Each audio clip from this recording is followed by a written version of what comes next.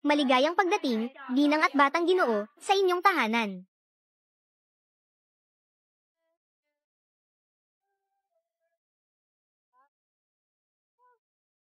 Lolo.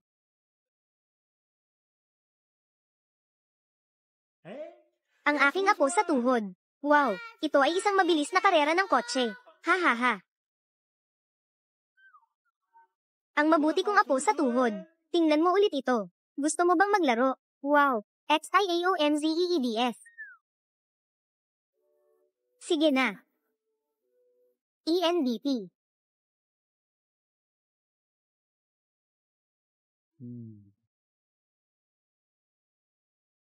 Amo. Tungtong, paano ba kita tinuruan? Paumanhin.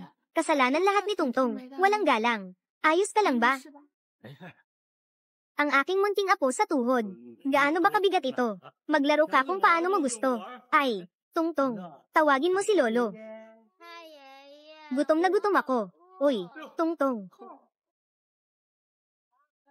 Makinig ka, siya. Sinabi ko na sa'yo. Dito mismo. Ang bahay ninyo ni Tungtong. Wala kang lugar dito. Mga pinsan at tiyahin. Hindi mo kailangang kabahan ng ganito. Bukod pa rito. Si Lolo naman talaga ay hindi seryoso. Ayaw niya talaga ng mga ganitong mahabang seremonya. Zhang Tei, hindi mo ba ako narinig? Gutom na ba ang apo sa tuhod? Maghain na ng pagkain. Oo, batang Ginoo. Maligayang pagdating sa bahay. Tara na, kain na tayo. Sa totoo lang, si Tungtong ay maaaring makakuha ng ganito karaming pagmamahal. Sa loob ng 6 na taon, ako ang nakapagpabagal. Si Tungtong ay kinilala ng kanyang angkan. Ginang Lee, Mrs. Lee, tutulungan kitang dalhin ang bagahe mo. Ibabalik ko ito sa kwarto. Hindi mo kailangang tawagin akong Mrs. Ang tawag na, Ginang Lee. Noon pang 6 na taon ang nakalipas. Nang una tayong magkita, dapat tinawag na kita noon. Ikaw iyon. Zhang Tei, ang katulong. Wala kang bonus ngayong buwan. Boss Lee, tinulungan ko lang si Mrs. Dalhin ang bagahe. Kayo. Wala rin sa susunod na buwan. Boss Lee, amo, boss. Pwede ba tayong mag-usap ng maayos? Tayo. Hindi ba tayo kakain? Unahin muna ang mahalagang bagay. Anong mahalagang bagay?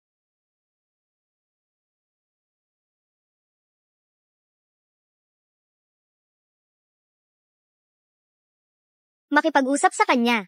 Ganito ka kasaya. Ha, naalala ko lang, 6 na taon ang nakalipas. Na nagkita kami minsan. Huwag ka nang ngumiti. Sa ibang lalaki. Ang ngiti mo, ay para lang sa akin at kay Tungtong. Naiintindihan mo ba? Pasaway na bata. Dapat samantalahin mo ang pagkakataon. Ngayon, ayusin ang serbisyong bahay. Kunin na agad ang marriage certificate. Huwag mong gawing kawawa ang tao. Lolo, bakit ka nagmamadali? Ano ang iniisip mo? Ako at si Li Chengshu ay isang gabing aksidente lang. Kahit pa magpakasal, hindi rin naman ako ang dapat sisihin dahil sa aking kapansanan. Plano ko pa rin siyang bigyan ng isang formal na alok ng kasal.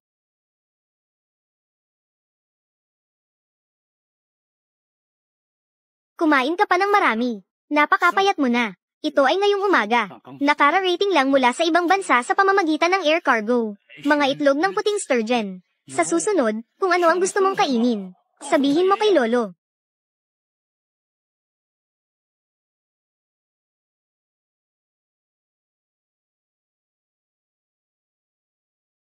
Ano ang nangyari?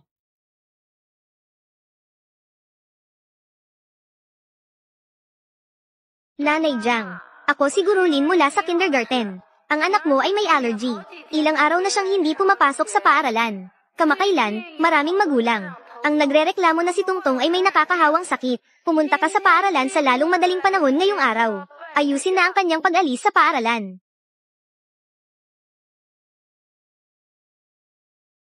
Ano ang nangyari? Ang sakit ni Tungtong. Mukhang maayos na. Gusto ko siyang ipadala sa kindergarten. Sasama ako sa iyo. Sakto, ang kindergarten na iyon ay may karaniwang kondisyon. Pupunta ako para tulungan si Tungtong sa pag-aayos ng kanyang paglilipat ng paaralan. Pero si Tungtong ay may isang semester na lang bago siya magtapos. Iniisip ko, kung lilipat siya ng paaralan, kailangan pa niyang mag-adjust sa bagong kapaligiran. Paano kung hintayin na lang natin matapos ang semester na ito? Pagkatapos ng kanyang pagtatapos, saka na natin siya ipadala, pumunta sa bagong paaralan. Sige, susundin kita.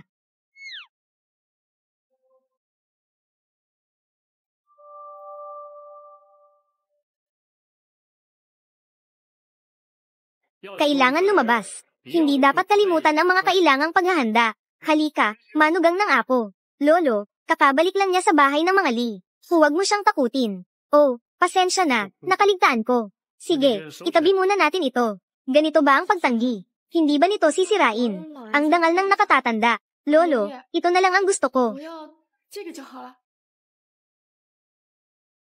Talagang si Ginang Lee ay may mabuting pagpili. Ito ay mula sa pamilya Lee. Minanang jade pendant. Halagang 30 milyon. Ano?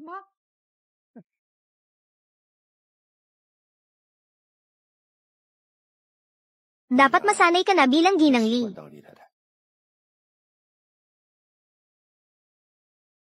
Umuwi ka ng maaga ngayong gabi. Ako, may sasabihin ako sa'yo.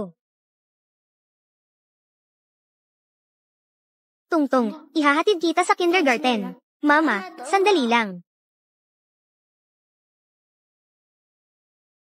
Mama, umalis na tayo. Oo. Ay, kakakaalis lang. Iniisip ko na agad ito. Guro Lin, maaari bang huwag kaming mag-drop out? Ang kondisyon ng sakit ng anak mo. Sa kindergarten, nagdulot ng napakaraming abala. Hindi ka namin siningil ng bayad. Gusto mo pa bang manatili dito? Magmadali at ayusin ang pag-drop out. Para sa ikabubuti nating lahat. Pwede bang palawigin pa ng isang semestre? Hindi na ito mapag-uusapan pa. Pupunta ako para ayusin ang mga papeles ng pag-drop out. Guro Lin, Guro Lin. Dahan-dahan lang, Xiao Liang. Tingnan mo ang laruan na kotse pangkarera na iyon. Mukhang galing sa ibang bansa. Isang koleksyon na limitadong edisyon. Kahit may pera, hindi mo mabibili. Isa siyang walang silbi. Kahit trabaho, hindi niya mahanap. Paano pa magkakaroon ng ekstrang pera para makabili ng laruan para sa anak niya? Puro peke lang ang lahat. Anong ginagawa mo? Mama, tingnan mo siya. Tungtong, tama na. Hindi siguro sinasadya ni Xiao Liang. Anong ito? Pahiram, laruin ko. Isauli mo sa akin, mama ko iyon. Hindi ko ibibigay sa'yo. Isauli mo, sa mama ko ito. Isauli mo, sa mama ko ito.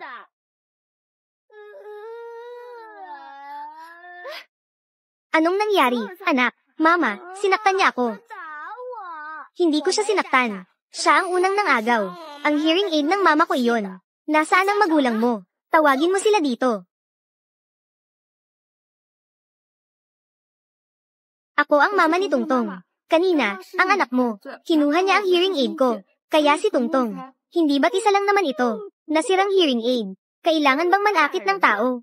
Kung ang anak ko ay magkaroon ng peklat o kung ano paman, kaya niyo bang bayaran? Sinasabi ko nga, ang mga paaralan ngayon, bakit kahit sinong estudyante ay tinatanggap ang anak ng ganitong klaseng tao? Hindi ba dapat ipadala sa espesyal na paaralan? Ang anak niya nitong nakaraang panahon ay laging nagkakaroon ng allergy at humihingi ng leave.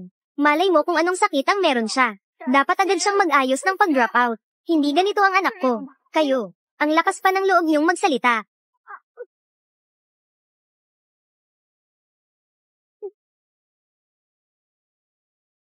Ito ay nagkakahalaga ng 30 milyong jade pendant. Anong gagawin? Isa lang itong mumurahing paninda. Ano, gusto mo pang manloko ng tao? Ang anak mo ang nanakit sa anak ko. Hindi pa nga kita sinisingil sa ginawa mo. Itong jade pendant na ito. Parang nakita ko na ito kung saan. Parang ito ang kay Lolo Lee, na lagi niyang dala-dala. Siya, kahit ang pintuan ng bahay ni Ginoong Lee, hindi niya man lang mahawakan. Paano pa kaya ang jade pendant ng pamilya Lee? Lahat yan peke. Ay, nanay ni Xiao Liang. Anong nangyari? Huwag kang magalit. Binugbog ng anak niya ang anak ko. Kinuha pa ang isang mumurahing gamit. Gusto pa akong perahan. Akala ba nila madali kaming apihin? Nanay ni Xiao Liang. Hindi inapi ng anak ko ang anak niya. Anak mo ang kusang natamba. 6 na taong gulang ang anak ko ngayong taon. Paano? Magbibintang pa ba kami sa inyo? Guro Lin, ikaw ang magsabi. Hindi ba't anak nila? Ang unang nangapi sa anak ko. Wala ako kanina. Guro Lin, kung ano ang ina, ganoon din ang anak. Pag-isipan mong mabuti bago ka magsalita. Nanay Jiang, bantayan mo ang anak mo. Hindi pwedeng mangapi ng kaklase. Sige, kung ganoon. Guro Lin, pakiusap, pakitingnan ang CCTV. Gusto kong linisin ang pangalan ng anak ko. Ito, ang CCTV. May kinalaman ito sa privacy ng mga bata. Hindi mo ito basta-basta pwedeng tingnan. Guro Lin, bilang isang guro, hindi mo pwedeng hayaan ang ganitong pambubuli sa paaralan. At magwalang kibo na lang. Ang anak nila, ang nangapi sa anak ko, ang palaruan ng paaralan natin. Hindi ko kailangan ng suporta ng asawa ko. Ay nako, nanay ni Xiao Liang. Paano mo gustong lutasin ito? Pwede naman tayong mag-usap ng maayos. Ang anak ko, alam mo, ayaw niyang makisama sa ganitong klase ng bata. Mga batang mahilig mangapi. Sa parehong kindergarten. Either umalis siya, o kaya naman, ang kindergarten ninyo. Maghanda na lang kayong magsara. Sige, sige, sige. Ngayon din, papatanggal ko sila sa eskwela. Nanay Jiang, narinig mo ba? Halika, samahan mo ako para ayusin ang pag-drop out. Guro Lin, magna-drop out kami. Pero hindi ito dapat, dahil sa kanila. Napagbibintangan si Tungtong na nanakit kaya magna-drop out. Ang anak mo ang nanakit. Ito ang katotohanan. Gusto mo pang magpalusot, ha? Sa tingin ko, naiinggit ka lang talaga. Sa magandang estado ng pamilya ni nanay ni Xiao Liang. Sinadya mong turuan ang anak mo. Naapihin siya, di ba? Nakakadiri talaga. Oo nga, malay mo, sa bahay. Paano mo tinuturuan ang anak mo? Na magnakaw ng maliliit na bagay. Ay, ang jade pendant na ito. Baka ninakaw lang din ito. Guro Lin, ano pang hinihintay mo? Paalisin na ang anak nila sa paaralan. Nanay Jiang, halika na, mag-drop out na tayo. Guro Lin, sila ang sobra na sa pang-aapi. Hindi ito makatarungan.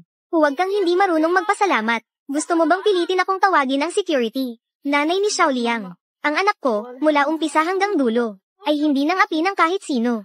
Kung ayaw ninyong makasama, ang anak ng isang bingi, sa parehong kindergarten, sa tingin ko, ikaw, ay hindi marunong magturo ng tama. Sa sarili mong anak, huminto ka. Anong karapatan mong sabihin na ako, ay hindi marunong magturo sa anak ko? Bitawan mo ang nanay ko. Huwag mo siyang hawakan. Hindi siya pwedeng makipag-ugnayan sa ibang kasarian. Allergic siya sa pakikisalamuha sa ibang kasarian. Ang asawa ko ay nagtatrabaho sa She Group. Narinig ko lang na, ang pamilya Li ay may ganitong ninanang sakit sa pamilya. Hindi mo sinasabi na, ang anak mo, ay anak ng pamilya Li, hindi ba? Paano nagkaroon ng isang tulad mo, na napakakapal ng mukha, na ang sakit na nakakahawa, ay sinasabi mong galing sa pinakamayamang pamilya Li, ninanang allergy sa pamilya. Gusto mo talagang gamitin ang koneksyon para umangat sa pamilya Li, ano? Ginagamit mo ang bata para sa pangloloko. Hindi ka man lang natatakot sa pagsisinungaling. Nagsisinungaling ka.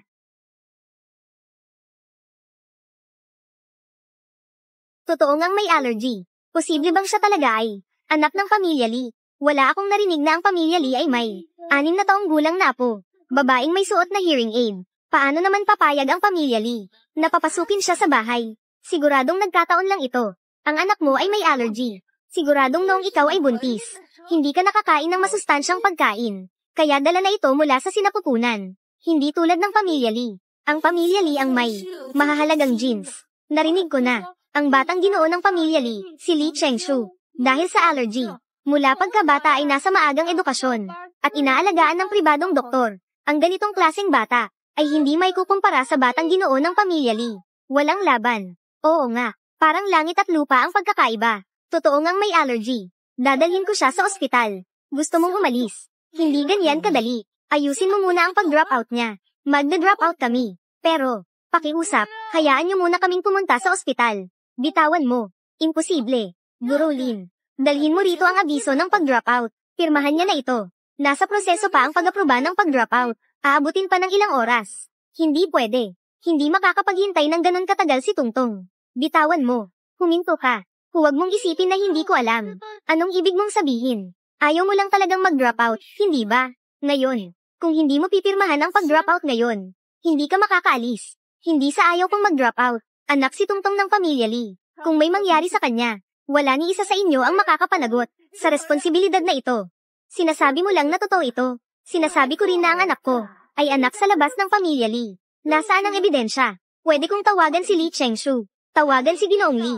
Sa tingin ko ikaw ay Baliw na sa pagnanasa sa lalaki. Niloloko mo na pati ang sarili mo.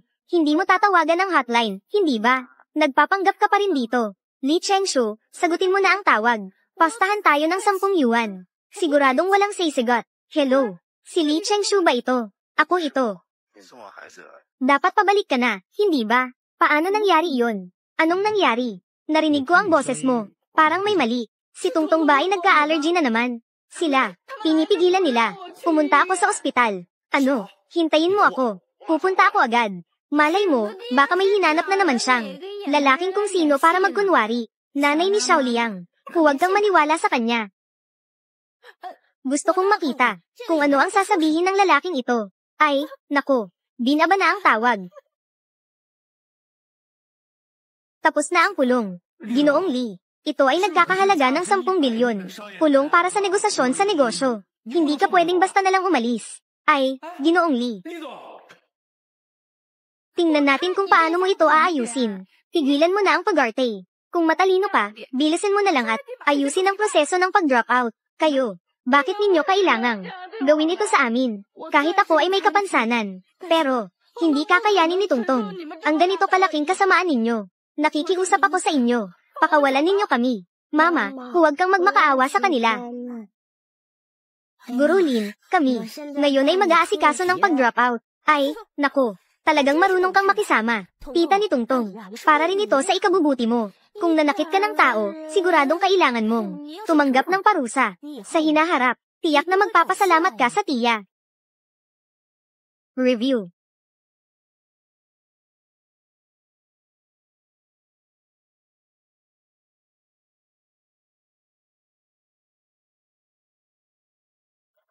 Bitawan mo.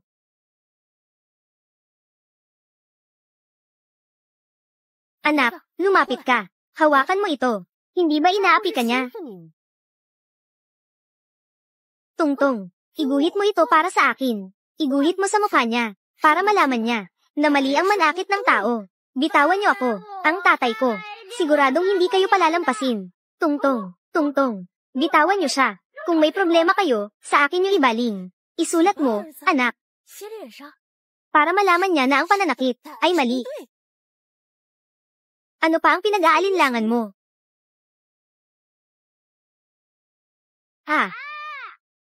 Huwag. Isa lang siyang bata. Nakikiusap ako, pakawalan niyo siya. Huwag. Guru Lin, nakikiusap ako sa'yo. Iligtas mo si Tungtong. Wala akong nakita, ha? Guru Lin. Tungtong, walang silbi si mama. Walang silbi si mama. Ano ba ang pagpapanggap mong kawawa? Binibigyan ko lang siya ng kaunting leksyon. Ang lakas ng loob mong saktan ako. Papatayin kita. Napakagrabe mo naman bilang tao. Ako ang grabe.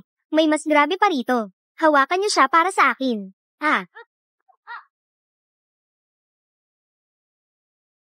Bitawan niyo ako. Ngayon, hindi kita bibigyan ng kahit konting awa para makita mo ang leksyon. Akala mo ba talaga na madali akong apihin?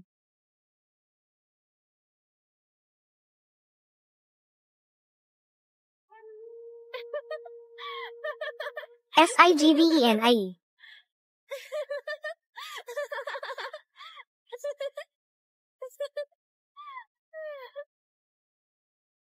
Nanay. Bukas, huwag mo akong hayaang makita ka sa paaralan. Umalis ka agad. Ano ang ginagawa mo? Ano ang ginagawa ninyo? Ginang Li at ang batang master.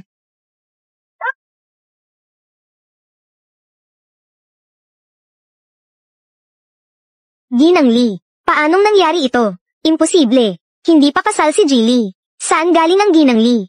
Hindi ako naniniwala. Gusto mo bang mamatay dahil sa paghawak sa akin? Ano ka ba? Paano mo ako sinisigawan? Patahimikin ninyo siya.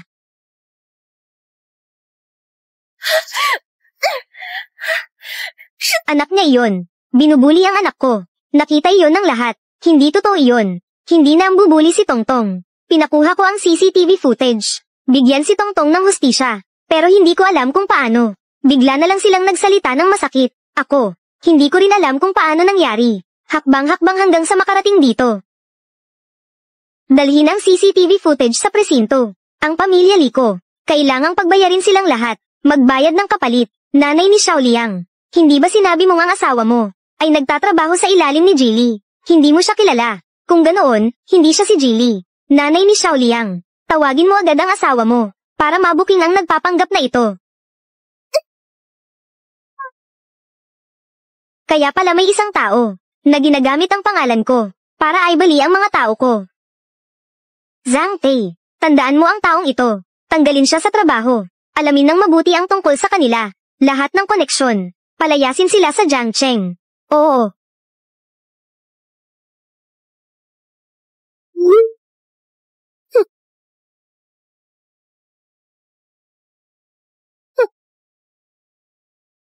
Ano? Asawa ko. Tanggal ka na sa trabaho. Siya talaga si Jilly.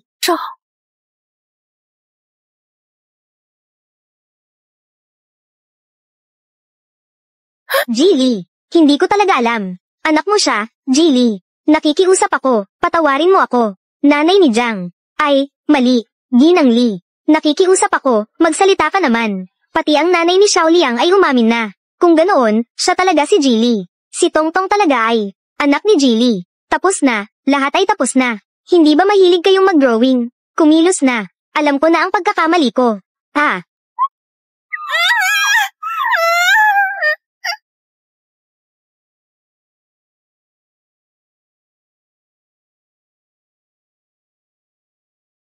Nadala na si Tongtong sa ospital. Stable na ang kalagayan niya. Umuwi muna tayo. Mag-ayos na tayo.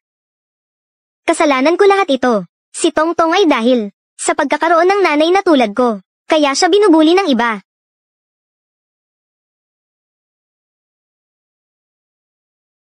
Ikaw at si Tongtong, pareho kayong kayamanan ng pamilya Li. Sa susunod, huwag na magsabi ng ganitong mga salita. Ang iyong tainga. Hindi ito kasalanan mo. Li Chengshu, gusto kong magtrabaho. Bakit bigla mong naisip ito? Pinag-isipan ko ito. Ako na lang ang magtatrabaho. Hayaan silang makita ang aking husay. Sa ganitong paraan, si Tongtong ay hindi na mabubuli ng iba. Gusto kong maging para kay Tongtong. Ang lakas at pagmamalaki. Sige, ang desisyon mo. Susuportahan ko lahat. Oh, tama.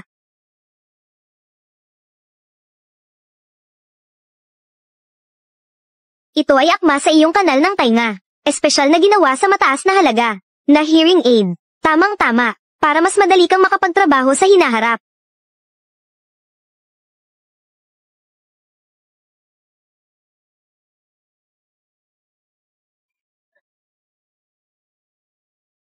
Sa pagkakaroon nito, kapag nakikipag-usap ka sa iba sa hinaharap, hindi mo na kailangang gumamit ng sign language. Ang nangyari ngayong araw, hindi na mauulit. Huwag mo na akong alalahanin pa. Ayos ba?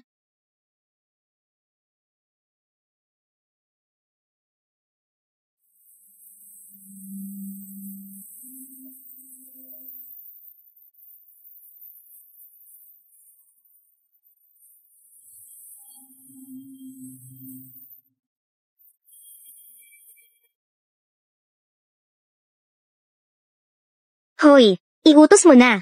Kahit saan magtrabaho si Ginang. Anumang kumpanya, bilhin ito.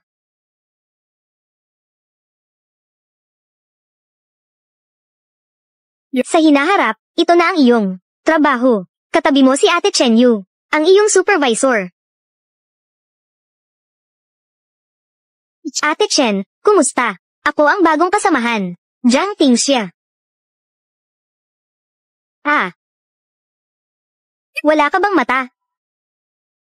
Oo, pasensya na. Hindi ko sinasadya. Ibubuhos ko ulit para sa'yo. Kaya pala ang taong ito, hindi nakakaintindi ng sinasabi. Ganito ba kakulang ang tao sa kumpanya? Siyempre gumastos ng pera. Gumamit ng koneksyon. Hindi niya marinig ng maayos ang sinasabi. Siguradong maaapektuhan ang kahusayan sa trabaho. Ate Yu, siguradong tatapusin ko ang trabaho ko mismo. Ang galing mo kasi. Halika, samahan mo ako para makita si Zhang Tei. Kung makukuha mo ang panayam kay Jilly, ang pinakamayamang tao, pag-iisipan kong panatilihin ka. Jilly. Hindi ba si Li Chengshu yun? Ang eksklusibong panayam kay Jilly. Hindi ko siya ma-schedule. Ibibigay ko sa'yo ang gulong ito. HMPH, tingnan natin kung hanggang kailan ka tatagal. Tingnan ang mga proposal na ginawa ninyo. Lahat kayo, pumasok. Sumama ka sa akin sa loob.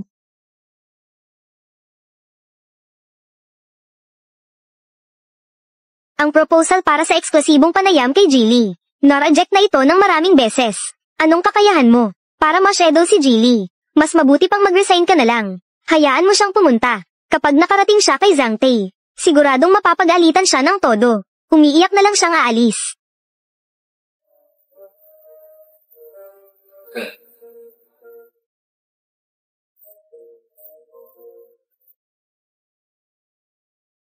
Ginang. Zhang Tae, ikaw. Ano ang tawag mo sa akin? Giginang. Hindi pa ako handa. Anong tawag? Ano bang pinapangarap mo? Kamusta, Zhang Tae? Ako ang bagong kasamahan. Jiang Tingxia. Gusto ka naming imbitahan ng grupo namin. Ang pinakamayamang si Jilly ay sasailalim sa isang eksklusibong panayam. Hindi ko alam si Jilly. Kailan magiging maginhawa para sa kanya?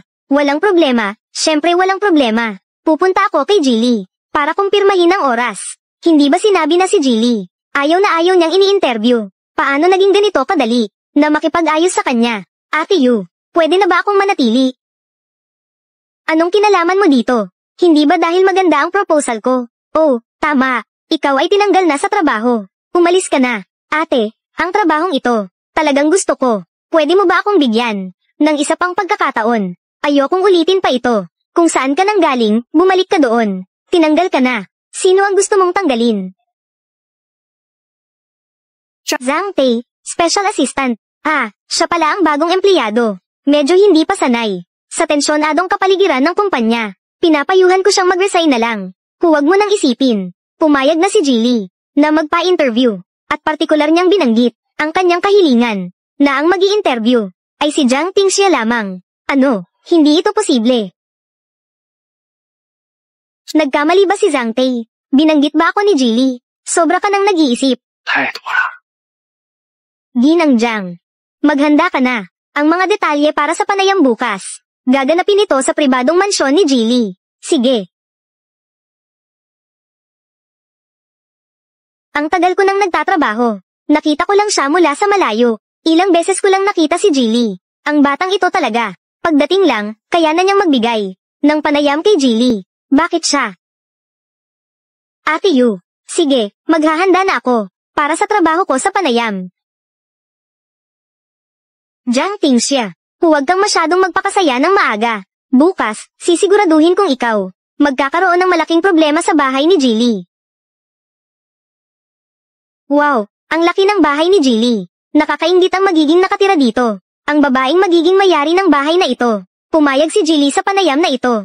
Siguradong dahil ito kay Ate Yu. Ate Yu, ang ganda mo ngayon. Ang magiging babaeng may-ari ng pamilya Lee. Hindi kaya si Ate Yu yun? Kahit nakuha ni Jiang Tingxia ang pagkakataon para sa panayam, ano naman? Ngayon, sisiguraduhin kong si Jilly ay magkaroon ng malalim na impresyon sa akin. Uy, narinig ko na may isang tao dati na dahil sa panayam kay Jilly nagsabi ng maling salita. Bigla na lang nawala sa Jiangcheng. Si Jiang Tingxia, ang maganda. Hindi kaya mapalayas din siya sa pamilya Lee. Ang galing naman yan. Sa totoo lang, matagal na naming napansin siya. Hindi talaga siya kaaya-aya sa paningin.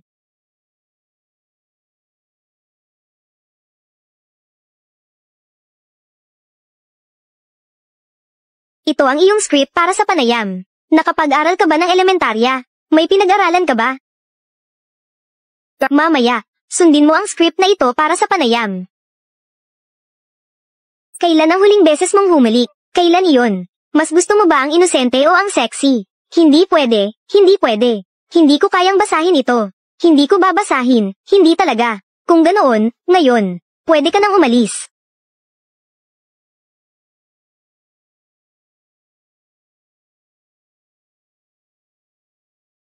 Wow, si Jilly. Dumating na siya, ang gwapo niya. Simulan na natin.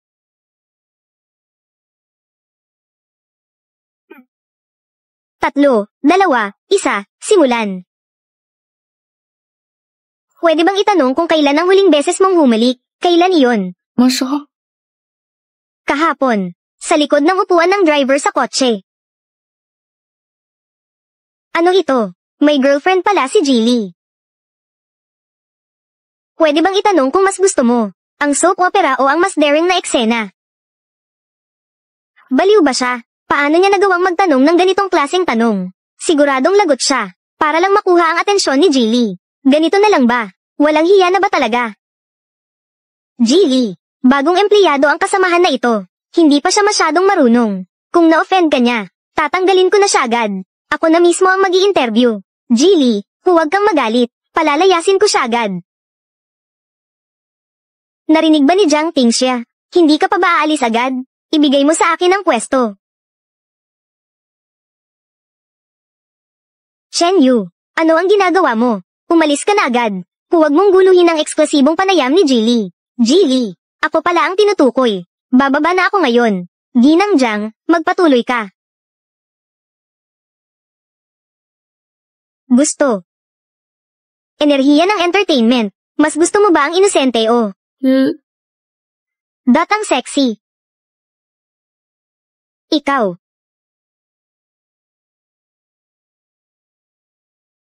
Si Jiang Tingxia ang tinutukoy ni Jilly. Ang sinabi ni Jilly kanina ay, si Jiang Tingxia ba? Hindi ba ako nagkamali ng narinig? Paanong nangyari ito? Isa siyang bingi. Paano siya magugustuhan ni Jilly? Siguradong nagkamali lang si Jilly sa pagsasalita. Ginoong Lee, maaaring ang tanong na ito ay mali ang pagkakatanong ko. Pwede bang ulitin ko ang tanong? Paumanhin. Ginang Jiang, wala kang problema. Sa akin ang problema. Ang tanong kanina ay walang sagot. Kahit inosente o sexy, hindi iyon ang tipo ko. Ang sagot kanina, iyon ang sagot ko. Kung magkukunwari kang hindi mo naiintindihan, kaya wala rin akong dahilan. Ulitin ko ba ito sa pangalawang beses? Si Li Chengshu ito. Anong ibig sabihin nito? Ang sagot ay ako. 拉过不忍心动的双手，沦落其中百空的感受。 Batay saan? Bakit siya? Saang bahagi ako mas mababa kaysa sa kanya? Ate Yu, huwag kang magalit. Jilly, siguradong nagpapanggap lang. Paanong magugustuhan niya ang isang taong may kapansanan? Siguradong bulag si Jilly. Ate Yu, hindi mo makukuha si Jilly. Mayroon ka pa namang si Jiwang at si Jichen. Tumahimik kayong lahat. Jilly, ang babaeng ito ay talagang hindi tapat. Paano kung tanggalin ko siya? Ako mismo ang gagawa nito.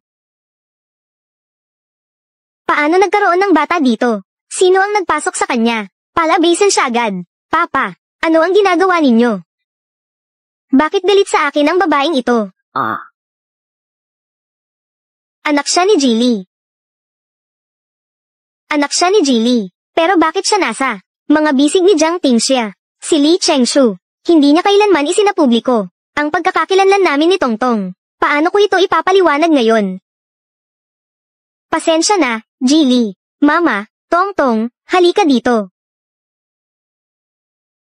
Ito ang anak ko. Paumanhin. Pasensya na kung naantala ang trabaho ng lahat. Mawalang galang na, aalis muna ako. Kaya pala si Jilly. May ganito na palang kalaking anak. Kaya pala kanina, si Jilly kay Jiang Tingxia. Parang may tinitingnan o sinasabi. Hindi kaya hindi pa kasal si Jilly. Ang batang iyon ay isang anak sa labas lang. Jiang Tingxia, sasabihin ko sa'yo, kahit anong gawin mo, para akitin si Jilly, hindi kanya kailanman papansinin. Ang taong tulad mo, kahit kailan, hindi makakapasok sa mga kilalang pamilya. Ate Yu, sakto at natigil ang panayam. Bakit hindi natin samantalahin ang pagkakataon para paalisin ang walang hiya na batang babae sa bahay ng mga Li? Tama, matagal na siyang sagabal sa paningin ninyo. Paalisin na siya agad. Jiang Tingxia, tinanggal ka na. Ate Yu, hindi ko maintindihan. Sinunod ko naman ang lahat ng sinabi mo. Bakit kailangan pa rin akong tanggalin? Natigil ang panayam. Naiwan ka sa tabi. Ang draft ng panayam ay may kinalaman sa pribadong buhay ni Jilly. Lahat ng ito ay sapat na patunay na hindi kwalipikado ang kakayahan mo. Pero, ang draft ng panayam ay malinaw na ikaw. Hayaan mo akong basahin ito ng ayon sa pagkakasulat. Ano ba ang pinagsasabi mo? May lakas ka pang ibintang sa akin. Ate, ang dahilan ng iyong pagbibitiw. Hindi ko ito tinatanggap. Kung talagang gusto mong tanggalin ako. Kung ganoon, iniisip ko. Bago ako umalis, kailangang malaman ito ni Jilly. Ang draft ng panayam na ito ay isinulat ni Ate Yu. Nangangahas kang takutin ako. Sige, ikaw ang pumilit sa akin. Ah. Diyos ko, Jiang Tingxia, paano mo nabasag ang anti-gang gamit ng pamilya Li? Ang bawat bato at pieces sa bahay ni Ginoong Li ay ginawa gamit ang pera. Ang basag mong florera ay maaaring nagkakahalaga ng milyon. Patay ka na ngayon, Jiang Tingxia. Kahit may reklamo ka kay Ate Yu, hindi mo dapat gawin ito sa bahay ni Ginoong Li. Magdulot ng gulo.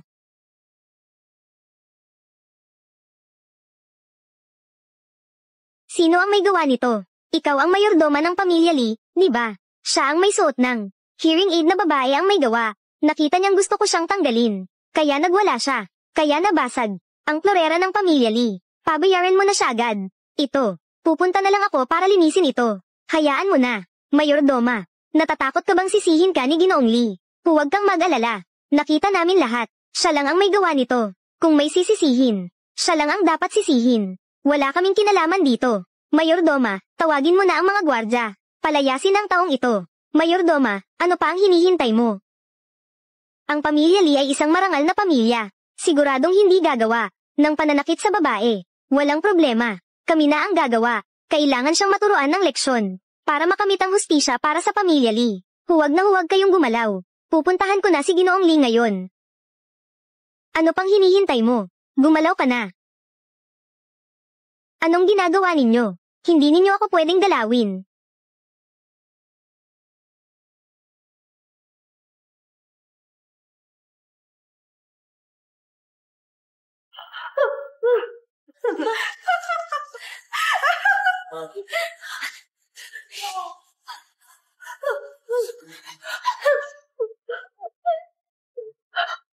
Papatigil kita sa pagmamayabang mo. Isa kang walang silbing kaakit-akit. Tingxia.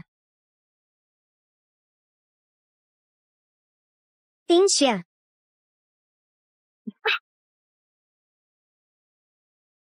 Ginoong Li, sa wakas dumating ka na. Ang babaeng ito ay nasa bahay mo. Gumagawa ng masama. Binabasag pa ang iyong florera. Pinapagalitan namin siya. Shen Yu, tumahimik ka na. Masakit ba? Ayos lang ako. Nakakatakot lang tingnan.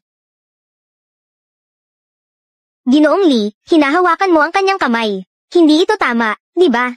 Nagkukunwari lang siyang kawawa. Gusto kang akitin. Huwag na huwag kang papatol. Narinig ko ang pamilya Li ay may allergy sa paghawak ng babae. Ginoong Li, huwag mo siyang hawakan para hindi madumihan ang iyong kamay. Baka magkasakit ka pa at magkaaberya. Tumigil ka. Ginoong Li, baka hindi mo pa napapansin. Siya ay may suot na hearing aid. Isang may kapansanan. Ang taong katulad niya, hindi ko alam. Paano siya natanggap sa kumpanya? Baka naman natanggap dahil sa ibang bagay. Ulitin mo pa. Bubunutin ko ang dila mo. Zhao, ang mayordoma. Ayoko nang manatili sa pamilya Li. Makita ang tatlo sa kanila. Umalis ka. Si Ginoong Li, siya ang nakabasag ng anti-gang iyon. Ang dapat paalisin ay si Jiang Tingxia. Wala kaming ginawang mali. Ito ang kanyang tahanan. Pinapalayas niyo siya sa akin. Tahanan. Siya ang may bahay ng tahanang ito. Si Ginoong Li, ano ang sinasabi mo? Ito ang kanyang tahanan. Hindi ito posible. Hindi ko pa narinig ito. Si Ginoong Li ay kasal na. Huwag niyong apihin ang nanay ko. Masamang tao. Ito ang anak ng pamilya Li. Tinatawag niyang nanay si Jiang Tingxia. Siya ba talaga ay? Si Jiang Tingxia ay aking asawa. Siya ang may bahay ng pamilya Li. Siya ang nakabasag sa sarili niyang tahanan. Isang maliit na florera. May problema ba dito? Ano? Si Ginang Li ay may kapansanan. Napakasimple niya. Sino ang makakakilala sa kanya? Hindi namin kasalanan na hindi siya makilala. Kinu-question niyo ang kanyang pagkatao. Ibig sabihin kinu-question niyo rin ako. Simula ngayon, wala na kayong lugar sa Jiangcheng. 3 lugar na matitirhan. Tapos na. Lahat ay tapos na.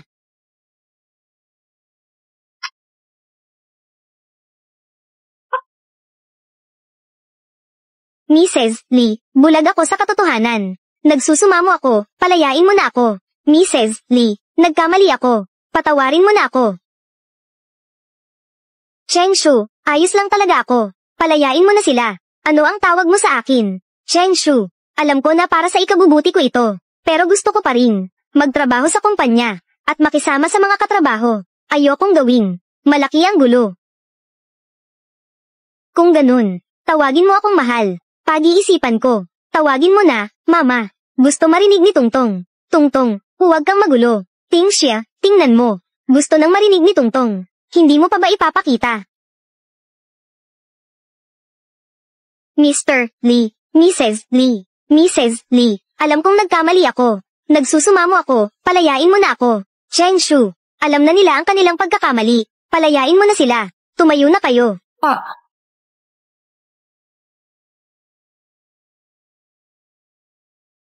Kung mangyari ulit ito, hindi nyo kakayanin ang resulta. Oo.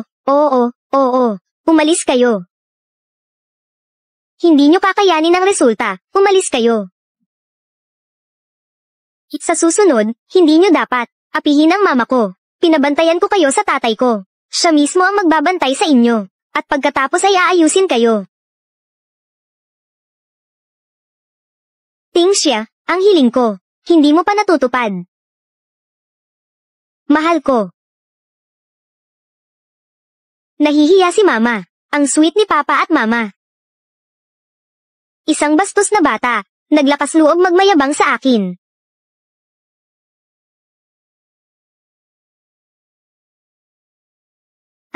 Pasensya na. Hindi ko sinasadya na mabangga si Batang Ginoo. Ako ay nandito lang para kumuha ng gamit. Tungtong.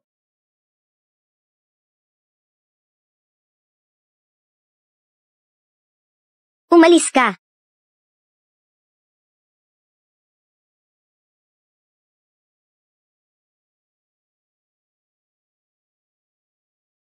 Ang allergy ni Tungtong ngayon ay lalong lumalala. Nakahanap na ako para sa kanya ng pinakamahusay sa ibang bansa na espesyalista sa paggamot ng allergy. Ginoong Lee, huwag kang mag-alala. Sisiguraduhin kong maalaga ng mabuti si Batang Ginoo. Mama. Tungtong. Saan ka hindi komportable? Sabihin mo kay Tito Zhang. Huwag kalimutang araw-araw. Tawagan si Mama. Huwag umiyak si Mama. Magpapakabait ako sa paggamot. Hintayin mo akong bumalik.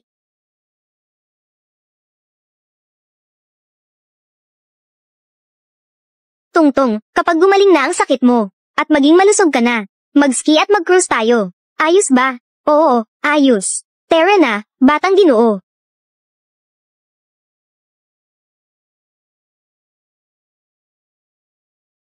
Palem, Mama.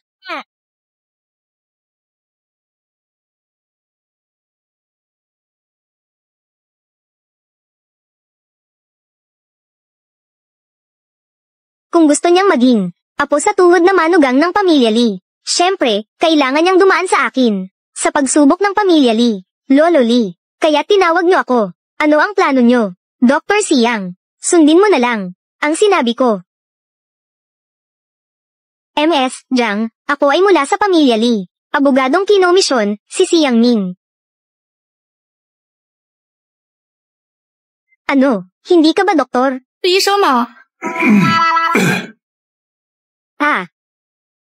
Ito ang aking part-time na trabaho.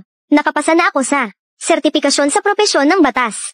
Dr. Siang, magpatuloy ka, nakikinig ako. MS, Jiang, ayon sa pangangailangan ng pamilya Lee, kung ikaw at si Ginoong Lee, Lee Chengshu, walang anumang batayan ng damdamin, iminumungkahi ko, na isuko ang karapatan sa pag-aalaga ng bata, at ipaubaya sa pamilya Lee ang pag-aalaga. Isuko ang karapatan sa pag-aalaga. Gusto niyong agawin ang anak ko. MS, Jiang, huwag kang magkamali ng intindi. Ikaw ang tunay na ina ni Tungtong. Siyempre, maaari kang sa pahintulot ng pamilya Lee, regular na bumisita sa bata. Ano ang sinabi mo? Dr. Siang, hindi kayang mawala ni Tungtong sa akin. Siya ay parang bahagi ng aking katawan, na hindi ko kayang mawala. Alam ko ang mga ito, pero ito ang gusto ni Lolo Lee. Hindi. 6 na taon pa lang siya. Hindi siya pwedeng mawalan ng ina. Miss Jiang, paalala lang. Ang kasalukuyan mong kalagayang pinansyal, problema sa pandinig, kahit isang matatag na trabaho ay wala. Samantalang ang pamilya Lee ay makakapagbigay kay Tungtong ng pinakamahusay na medikal na mga mapagkukunan, edukasyong pangmaharlika, at pag-asa ng lubusang paggaling sa kanyang allergy. Miss Jiang, naiintindihan ko na ayaw mong mahiwalay sa bata, pero hindi dapat maging makasarili ang tao. Si Li Chengshu ba ang nagpadala sa'yo? Miss Jiang, magbibigay din kami sa'yo ng karagdagang bayad, 5 milyon. Hindi ko ipagbibili ang anak ko. Gusto kong makita si Li Chengshu. Miss Jiang, ako ang abogado ng pamilya Li. Anumang kailangan mo, ay maaari mong sabihin sa akin. Matutugunan ng pamilya Li ang lahat ng iyon. Bakit ganito ang nangyayari? Kahapon hindi naman ganito ang sitwasyon. Miss Jiang, huwag kang umiyak. Umupo ka. 6. Ang paggawa ng masama ay nagiging madali. Totoo ngang hindi maganda ang pakiramdam. Akala ko noon ay pinapaboran ako ng langit, kaya nakilala ko ang pamilya Li. Napakabubuting tao. Yun pala ay nagising na ako sa aking panaginip. Sige. Kung gusto ninyo si Tungtong, pwede. Pero, ilabas ninyo ang lahat ng inyong ari-arian kapalit. Si Lolo Li talaga ang nagbigay ng pagsubok kay Binibining Jiang. Ito ba ay nangangahulugang nabigo sa pagsubok? Itong si Jiang Tingxia ay walang masandalan kasama si Tungtong. Sa lipunan, hirap na hirap sa loob ng 6 na taon. Hindi niya pinalaking masama si Tungtong. Sapat na ito para handgan ko siya. Akala ko noon na 5 milyon ay sapat na para paalisin ang batang ito. Hindi lang niya kinaya ang tukso ng kayamanan, kundi nagawa pa niyang pagbalik-tere ng sitwasyon. Itong si Li Chengshu ay talagang maswerte. Nakahanap siya ng mabuting apo sa asawa para sa pamilya Li. Pero kung magiging karapat-dapat na punong may bahay ng pamilya Li, ay kailangan pang subukin.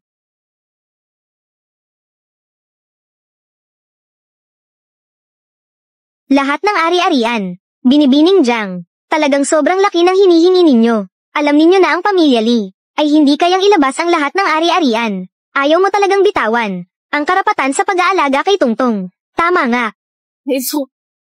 Miss Jiang, ngayon ay nag-uusap tayo ng pribado. Kung umabot ito sa korte, mayroon pa kaming ilang video surveillance na ebidensya. Baka hindi ito pabor sa'yo.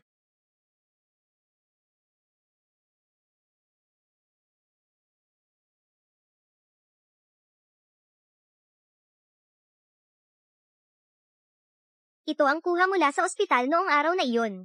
Video surveillance. Ayon sa pagkakaalam ko, ang iyong tiyahin at pinsan ay mga taong sakim sa pera at gumagawa ng lahat ng uri ng kasamaan. Kahit noong araw na iyon, inapi at sinaktan nila si Tungtong at wala kang nagawa upang pigilan sila.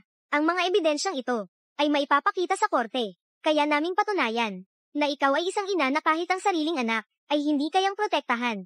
Ibig sabihin, ikaw ay talagang isang hindi karapat-dapat na tagapag-alaga. Dr. Siang, alam mong hindi ito ang totoo. Sila noong panahong iyon ang gumamit kay Tungtong upang pilitin akong magbigay ng pera. Kaya nasaktan si Tungtong. MS, Jiang, alam ko ang mga ito. Ngunit inilabas ko ang mga video footage na ito para lamang sabihin sa iyo ang isang bagay. Ang legal team ng pamilya Li ay may 100 paraan upang kumbinsihin ang korte na wala kang kakayahan para maging tagapag-alaga at wala kang makukuhang kahit 1 sentimo. Mapipilitan kang isuko ang karapatan sa pag-aalaga ng bata.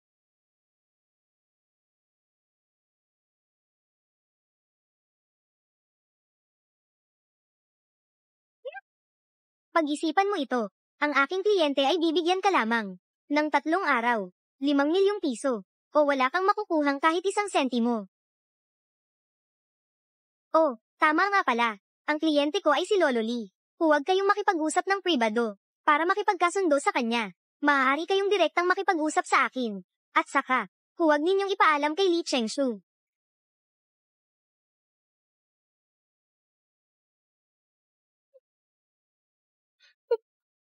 Paano nangyari ito? Paano nangyari ito? Lolo Li, ganitong pagsubok, hindi ba ito masyadong sobra? Kapag nalaman ito ni Li Chengshu, hindi ba niya ako sisirain? Ano bang alam mo? Ang pamilya Li ay nananatiling pinakamayaman sa Jiangcheng. Hindi dahil sa mga tulad niya, na mahina at walang kakayahan. Pinipilit ko siyang mag-mature. Bukod pa rito, noong nasa kindergarten siya, ang mga naranasan niyang pang-aabuso at panunupil. Hindi ba mas malala kaysa sa ginagawa natin? Ang kasamaan na ating ginagawa, hindi siya pwedeng palaging Maghintay kay Li Chengshu para iligtas siya at si Tungtong. Ngayon, ang posisyon ng ina ng pamilya Li. Ang posisyong ito, kailangang maging malakas at independent. Dapat maging isang tao na hindi kayang apihin sa buong Jiangcheng. Lolo Li, kung sila ay mag-away dahil sa bagay na ito, ako na talaga ang magiging makasalanan.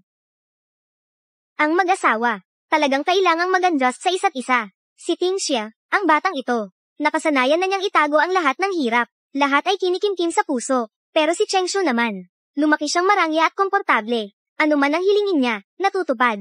Kahit ulan, dumarating sa kanya. Hindi niya kailanman natutunang subukang unawain ng iba. Ang alitang ito ay hindi maiiwasan. Hindi pwede. Lolo Li, nagbago na ang isip ko. Hindi ko sila maaaring hayaang magpatuloy sa ganitong maling akala. Huminto ka. Ang pagsubok na ito ay hindi lamang para kay Tingxia, kundi pati na rin kay Li Chengshu. Kung sirain mo ito, bata, ipapagawa ko sa iyong ama ang 100 pakikipagkilala. Lolo Li, hindi mo pwedeng gawin ito. Dr. Siang, napag-isipan ko na.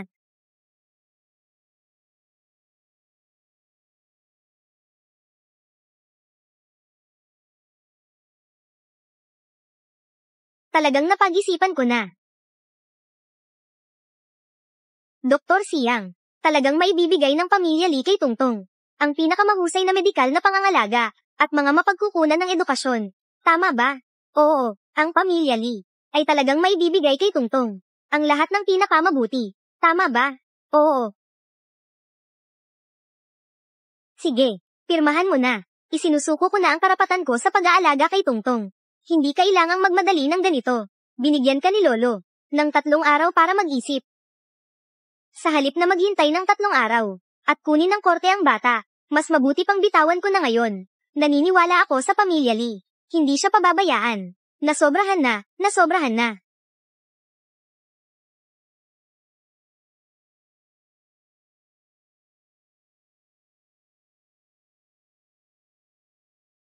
Trabaho.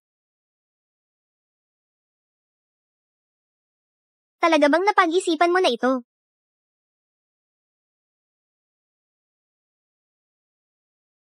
Tungtong, huwag mong kamuhiin si Mama.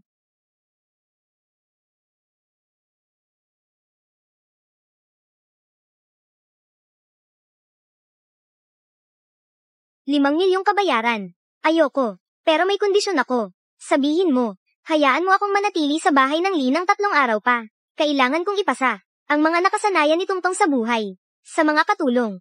Pagkatapos ng 3 araw, tapos na rin ang pagsubok ni Lolo. Kahit umalis siya, siguradong pipigilan siya ni Lolo para hindi umalis. Hindi dapat ito maging problema. Huwag kang mag-alala. Ipapaabot ko ito kay Lolo. Si Yang Ming, bakit ka nandito? Ako, si Dr. Siang ay nandito lang para muling suriin ang kalagayan ni Tungtong. Oo, ganito nga, paalis na ako.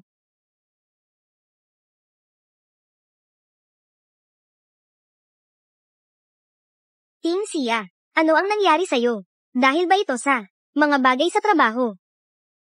Zhang Tei, yung mga kasamahan ba? Hindi pa rin ba sila maayos? Paalisin mo sila para sa akin.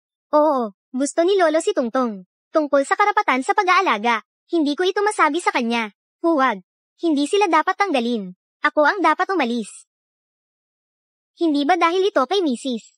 na nalaman niyang binili mo? Ang kumpanyang kakapasok lang niya. Nagalit ka na ba? Oh, kaya pala dahil dito. Ting Xia, pakinggan mo ako. Binili ko ang kumpanya para lang magawa ko sa lugar na nakikita kita. Protektahan ka lang. Si Li Chengshu ay isang mabuting ama. Aalagaan niya si Tungtong ng maayos. Ang pag-alis ko, ang tunay na makakabuti kay Tungtong. Li Chengshu, gusto ko lang magkaroon ng trabahong para sa akin. Sariling mga kaibigan. Sariling mga katrabaho. Hindi ako ang alaga mong ibong ginto. Hindi maganda. Mukhang mag-aaway na tayo. Iyon. May gagawin pa ako. Mag-usap muna kayo. Ting Xia, hindi kita itinuring na parang ibong ginto. Ano ba talaga ang nangyari sa'yo ngayon? Li Chengshu, alam mo ba kung paano ako igalang? Jiang Ting Xia, huwag kang magpaapekto. Dahil pinili mong isuko ang karapatang mag-alaga, huwag mo nang intindihin ang mga mata ni Li Chengshu na puno ng pagkadismaya. Ting Xia, hindi ko alam na ang bagay na ito ay magpapagalit sa'yo ng ganito. Kung gusto mong mag-resign ka na. Sa hinaharap, alagaan mo na lang si Tungtong sa bahay. Ang pagiging full-time na asawa ay maayos din naman. Ginang, hindi siya marunong magpalubaloob sa mga babae. Huwag po kayong magalit. Tumahimik ka. Li Chengshu, siya ay mataas ang tingin sa sarili. Pero patuloy niya akong iniintindi. Li Chengshu, hindi mo kailangang gawin ito. Ako. Paumanhin. Gusto ko munang magpahinga.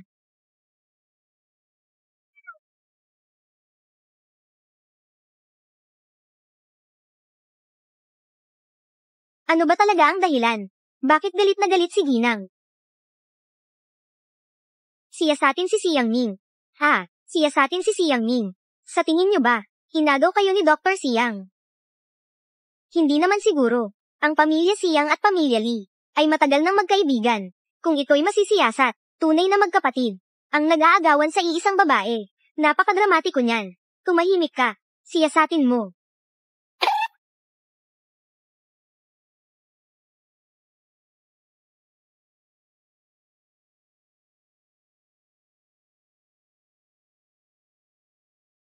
Ting Sia, huminto ka. Meron. May problema ba?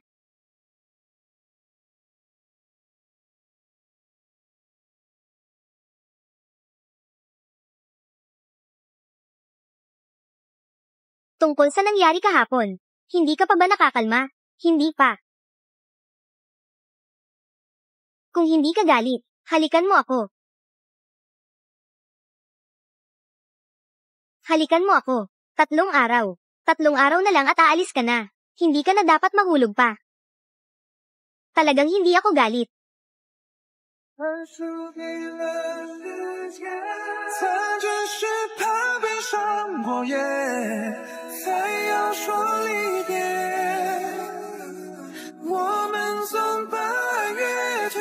Nagustuhan mo rin ang halik na ito. Tama ba?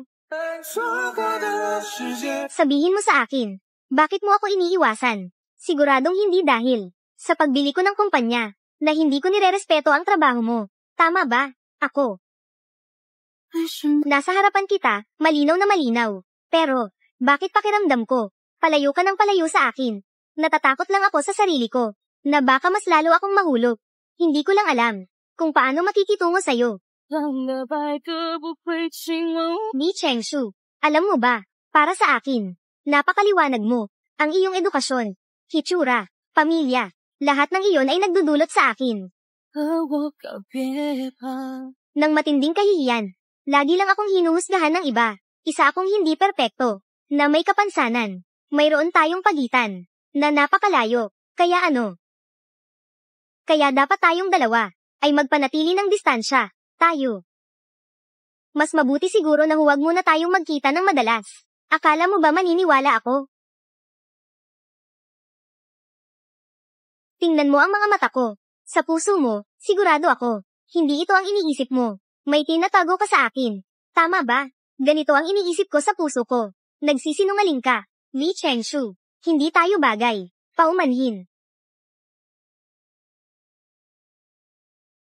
Ano bang nangyari kay Boss Lee? Kahapon, hindi ba't parang maliit na tampuhan lang? Bakit ngayon? Naghiwalay na sila? Siguradong si Siang Ming ang dahilan. Pero sinuri ko si Siang Xiao. Kamakailan, wala siyang koneksyon sa asawa niya. Kahit anong ugnayan. Hanapin mo si Siang Ming para sa akin. Hanapin mo si Siang Ming para sa akin. Oo, hello, Lolo Lee. Si Li Chengshu ay nagdududa na. Sa akin na ang hinala. Ano ang dapat kong gawin? Mag-isip ka ng paraan, bilisin mo. Huwag magmadali, hindi pa tapos ang palabas na ito. Hayaan mo siyang magpatuloy. Sa ganitong maling akala. Hello, Lolo Lee. Ako. Hello. Eh?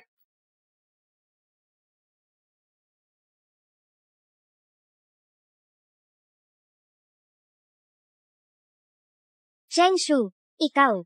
Hinahanap mo ako. Sabihin mo mismo. Noong huli kang pumunta kay Tingxia. Ano ba talaga ang sinabi mo sa kanya? Hindi mo ba sinabi? Pumunta ako para bisitahin ang kondisyon ni Tungtong. Kung ganun, bakit tayo? Na maayos naman dati. Pagkatapos mong makita siya, nagbago na ang pakikitungo niya sa akin. Isang kakaibang ugali. Sinabi pa niyang gusto niyang magpanatili ng distansya sa akin. Inakala niya na may relasyon kami ni Tingxia. Chengshu, huwag kang magkamali ng akala. Malinis ang relasyon namin ni Jiang Tingxia. Si Tingxia mula pagkabata, maraming hirap ang dinanas. May kapansanan pa sa pandinig. Ikaw ay isinilang sa ulap. Siyempre, sa iyo. Magkakaroon siya ng kaunting pag-aalinlangan. Normal lang yan.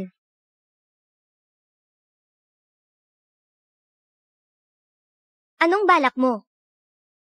Ako, ang mga pamilya natin ay matagal nang magkaibigan. Sa hinaharap, magkikita pa rin tayo kahit saan. Huwag kang gumamit ng dahas.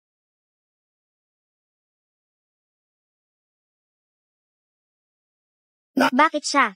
Hindi siya natatakot sa'yo. Ang init ng ulo mo talaga. Matagal ko nang. Kapag nalaman ko, na may balak ka sa tao ko, na hindi tama, sisiguraduhin kong, pagsisisihan mo ang pakikialam sa tao ko.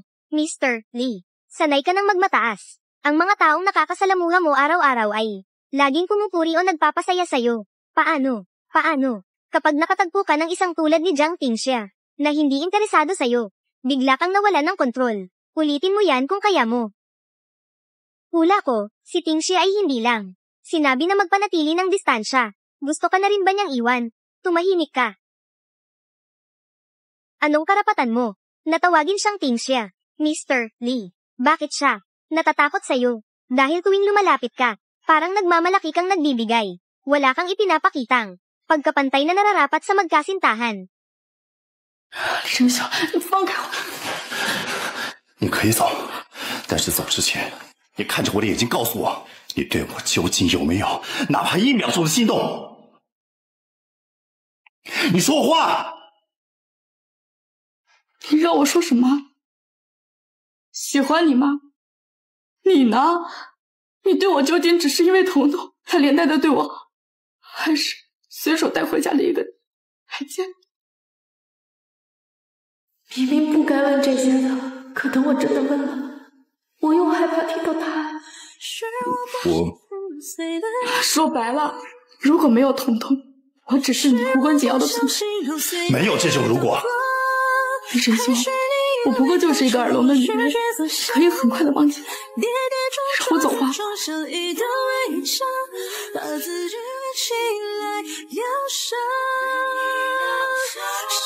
我喜欢你。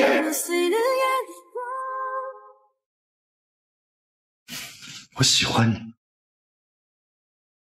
外面有多少女人，我立场上有多少选择，我为什么一定要在你身上浪费时间？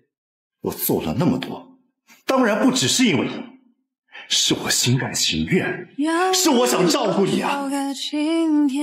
说的都是真的。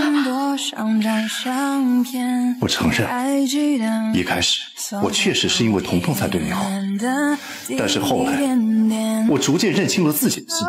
你凭什么说我们不合适？我们明明在一起那么开心。是真的吗？我不是在做梦吧？这一切美好的不像是真的，就让这一刻停止在这里。想不想永远我们在同一个屋檐下？恭喜你们经过了厉爷爷的考验。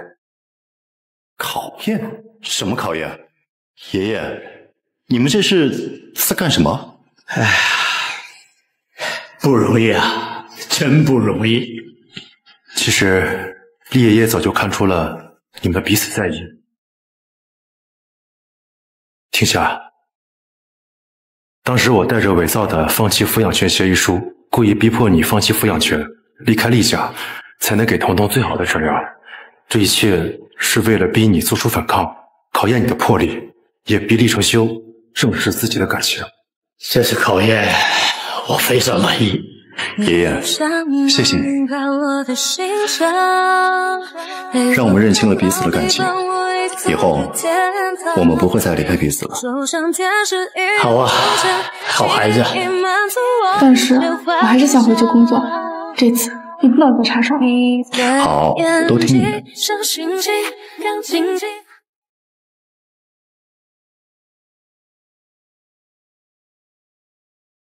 你就是江听夏，我儿子的对象。儿子？他难道就是陈修曾经说过的他离异的母亲？伯母你好，我是江听夏，伯母，你看他是不是特别普通啊？让您失望了吧？你就是彤彤的妈妈？是的，我是彤彤的妈妈。自从我和程秀的爸爸离婚以后，程秀向来对我是说一不二，可这次因为你三番五次的忤逆我，所以啊，我亲自来见见你。我现在就来告诉你，我的儿媳妇不可能是你，你也休想三番五次的勾引我儿子娶你。我警告你，请你带着彤彤有多远滚多远去。我的儿媳妇只能是陈月。我不太明白，我和厉晨修。两清们，离开我儿子！江天夏，我劝你识相点，拿了钱赶紧走。江小姐，识相的话就赶紧离开吧，不要在这里自取其辱了。哼，你说什么？我有些不明白。你这个女人怎么这么难缠？这下可以离开厉家了吧？伯母，我和厉晨修，我们之间的感情不是用金钱能衡量的。可能这句话对你来说有些俗气，但是我们已经经过了爷爷的考验。感情？你哪一点能跟陈月比？陈月这个好姑娘，她前天还在马路上救过我。论家世，她家世清白，她哪一点不比你强？况且程修他爷爷连自己儿子的感情都弄不明白，难道他忘记了我和他儿子是怎么离婚的？该考验也就是他喜欢看戏捉弄人吧。伯母，你们长辈的事情我不方便评价，但是我是绝对不会离开厉晨修的。江天夏，忘了告诉你了，我和程修哥哥马上就要订婚了，就在下个月。订婚？不可能！江小姐，睁大你的眼睛好好看看。虽然之前厉少对我确实印象不太好，不过在伯母的牵线下，我们已经在一起了。我知道这对你来说非常难以置信。哎，偏偏就是我。下个月18号，半岛酒店顶层，到时候全江城的名门望族都会来参加我和程修哥哥的订婚典礼。这下你弄明白了吧？毕竟你是我儿子睡过的女人，还让他不过敏。这些钱你赶紧拿去，好好给彤彤补补。以后我的儿媳妇会给我生一个比彤彤还漂亮的孙子。伯母，现在说这些是不是有些早了？我不信。陈修他是爱我的，我知道的，除非他亲口告诉我。亲口告诉你才死心？没错，我想知道厉晨修他自己是怎么想。伯母，有些人就是不见棺材不落泪的，您就让他死了这条心吧。好，我现在就给程修打电话。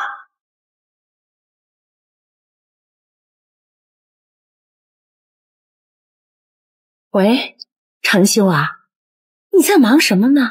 我在开会，什么事？是关于你和陈月订婚的事儿，有些程序妈妈还不太了解。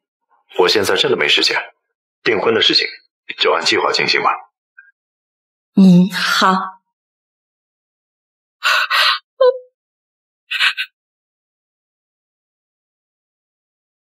你没事吧？伯母，我看他是太难过了，要不我安慰安慰他吧。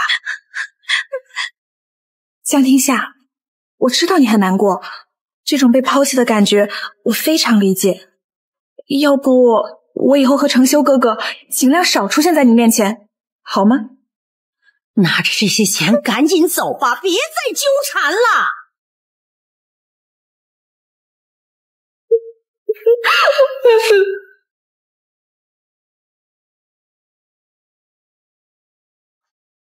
雪夏，我接到你电话，听到声音不对，到底怎么了？是不是有人欺负你了？小医生，不好意思，这么晚打扰你，我的行李还请麻烦你从厉家给我带过来。带行李？你要去哪儿？是不是厉承修他欺负你了？他和别的女人订婚了。沈伯母还让我拿着钱离开，可能其中有张卡就是厉承修的。这不可能啊！前几天你们刚经历过厉爷爷的考验，怎么可能跟别的女人订婚？厉承修他不是这样的人，我去找他问清楚。不用去了，我从他跟沈伯母的电话通话里亲耳听到，下个月是他和订婚典礼，我亲耳听到。怎么会？可是厉承修他亲口说过喜欢你吗？我喜欢你！我和厉爷爷都在场，听得一清二楚。他怎么会提前跟别人订婚？我一定要去找他。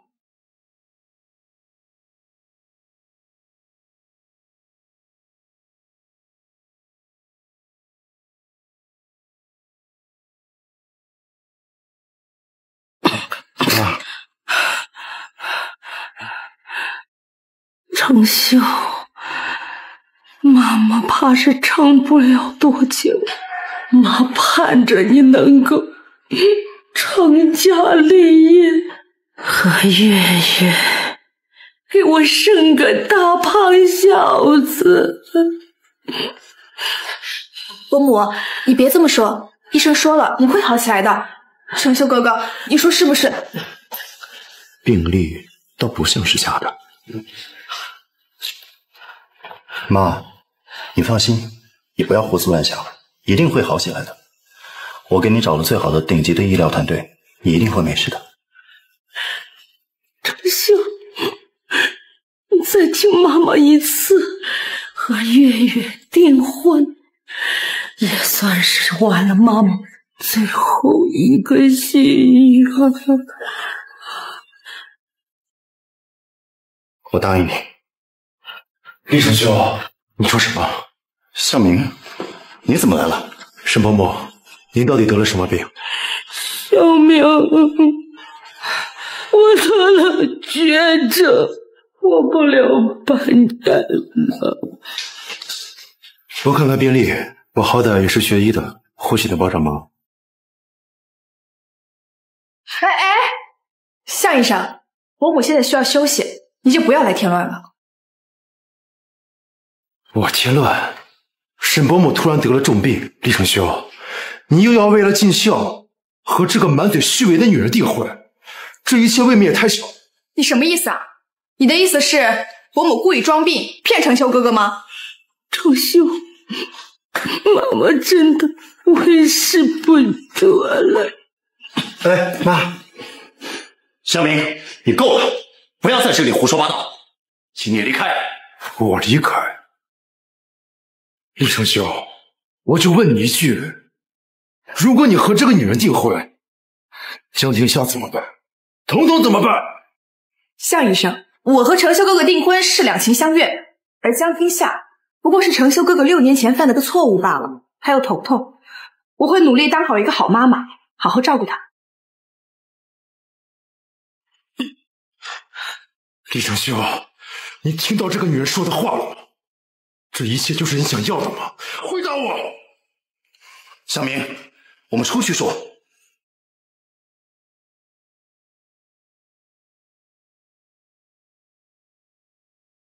妈，你先好好休息。承修哥哥，向明，有件事情我要拜托你，我订婚的事情，你不要告诉天下。等我妈病情稳定，我就取消婚约，就当一切没有发生过。没想到你居然是个伪君子。那你让我怎么办？我妈躺在病床上，我能怎么办？说不定沈伯母的病是装的呢。够了，那是我妈，就算是假的，我能怎么做？跟她断绝关系。我只想等我妈病情稳定一点，以后我会补偿天下的。你别说了，你说的任何话都让我觉得刺耳。厉承修，我告诉你，我不会帮你瞒着天下。你订婚的事，你要还是个男人，就干脆一点心思告诉他；你要还是个男人，就干脆一点心思告诉他，彻底放过江天下，因为你压根不值得被人。给我闭嘴！你一个外人，有什么资格对我的事情指手画脚？发现你对江天下是不是过于关心了？说到底，这是我和他的事情，你是不是关心过头了？你胡说什么？别逼我抽你！小明，你不要以为我不知道你打了什么主意。这个沾花惹草的性子，怎么会突然帮助爷爷考验我和天下？难道你不是故意找借口接近天下吗？对了，我还没问你，你怎么知道我订婚的事情？你又是怎么找到这儿来的？这里是我工作的地方，我出现在这儿不是很正常吗？而且，我和天下的关系根本没有你想的这么龌龊。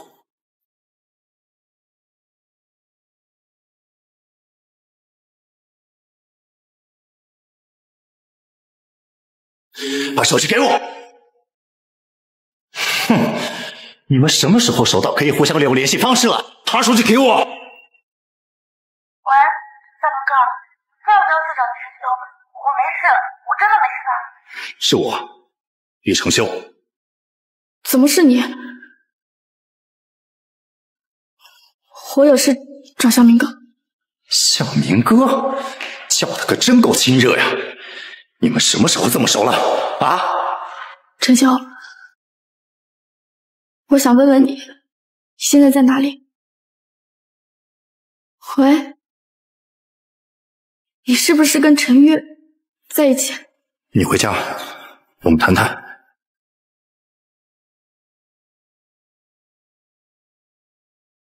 他知道我和陈月的事情了。是我找的他，告诉他你订婚的事情。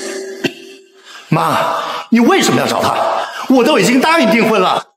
因为我知道你根本不是真心跟月月订婚，你以为你装模作样的答应订婚，等我病好了就取消婚约，让你跟那个江天下继续双宿双飞。妈，你以为我看不出你那小心思？我找他就是想让那江天下彻底死心，别再纠缠厉家。沈伯母，你和厉叔叔早就离了婚，现在又在对厉成修的婚事做主，到底是谁在纠缠厉家？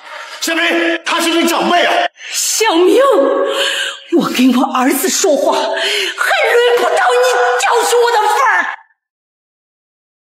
伯母，你没事吧？沈伯母，对不起，是我说话失礼。但是我还想说订婚的事，还需再考虑考虑。毕竟这会伤害到一个无辜的人，江天下。江天下，她一个带着重亲戚的女人，能给厉家带来什么？儿子，妈做出的决定绝对没有错。妈，你先好好休息，我回趟厉家。你回去吧，给那个江天下讲清楚，我和月月就在这里等着。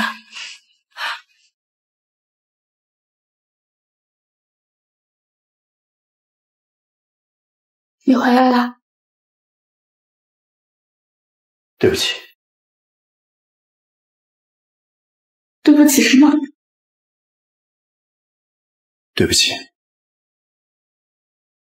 我和陈月订婚了。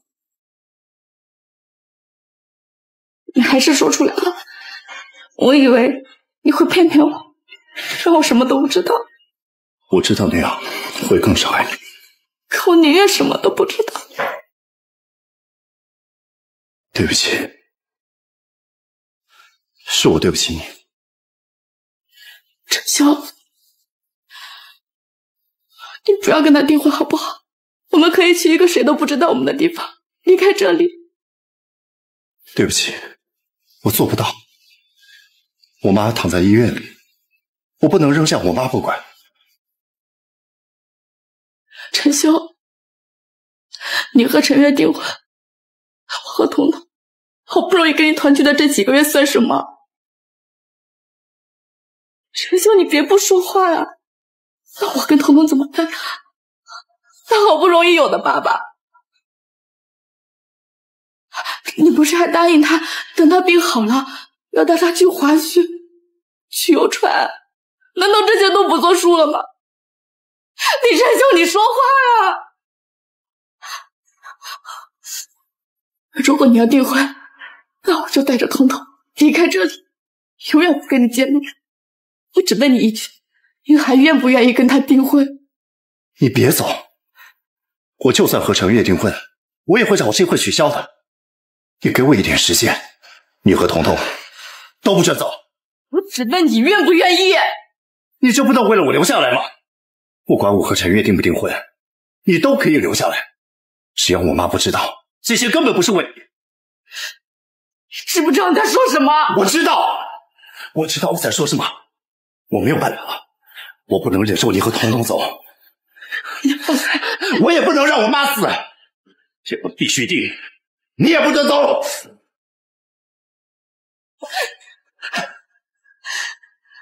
李晨秋，你让我眼睁睁看着你跟别的女人订婚，那我算什么？你敢顶我？你是我唯一喜欢的人，你不准走。喜欢到让我眼睁睁看着你跟别人订婚，喜欢到我跟彤彤连个明白都没有。你干什么？你去哪儿？李师兄，我们分手，给彼此一个体面。你再说一遍。我们分手。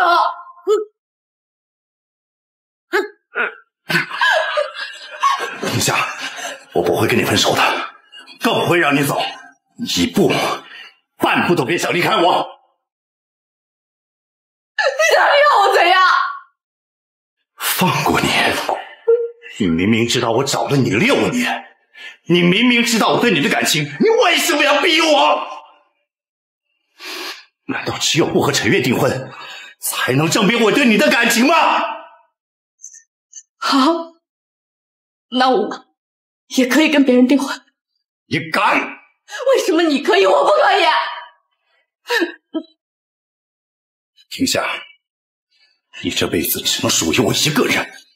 自从6年前我第一眼见到你，你就只能属于我。我不管什么订婚，不管我妈怎么逼我，你都休想离开我半步。你要是敢和别的男人订婚，试试看，我会让他生不如死，会让整个江城的男人都不敢娶你。干什么？你疯了！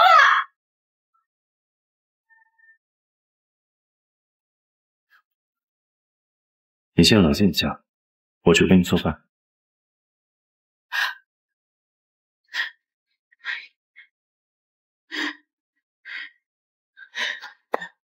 李师兄，别让我恨你！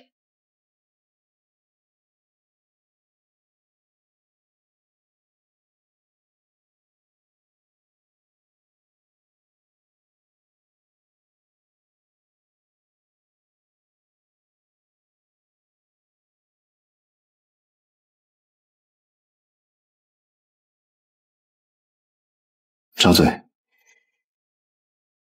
林晨秀，我们放过彼此好不好？我不怪你跟谁订婚，你也不要拦着我离开这里，好不好？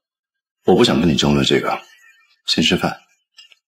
我很少下厨的，来尝尝。我不吃，我更喜欢吃外面的饭。不可能，我让你出去，你就跑。你把我绑在这儿，爷爷迟早会知道的，到时候我也一样会离开。不会的，让我眼睁睁看着你离开，绝无可能。你现在连看都不想看见了。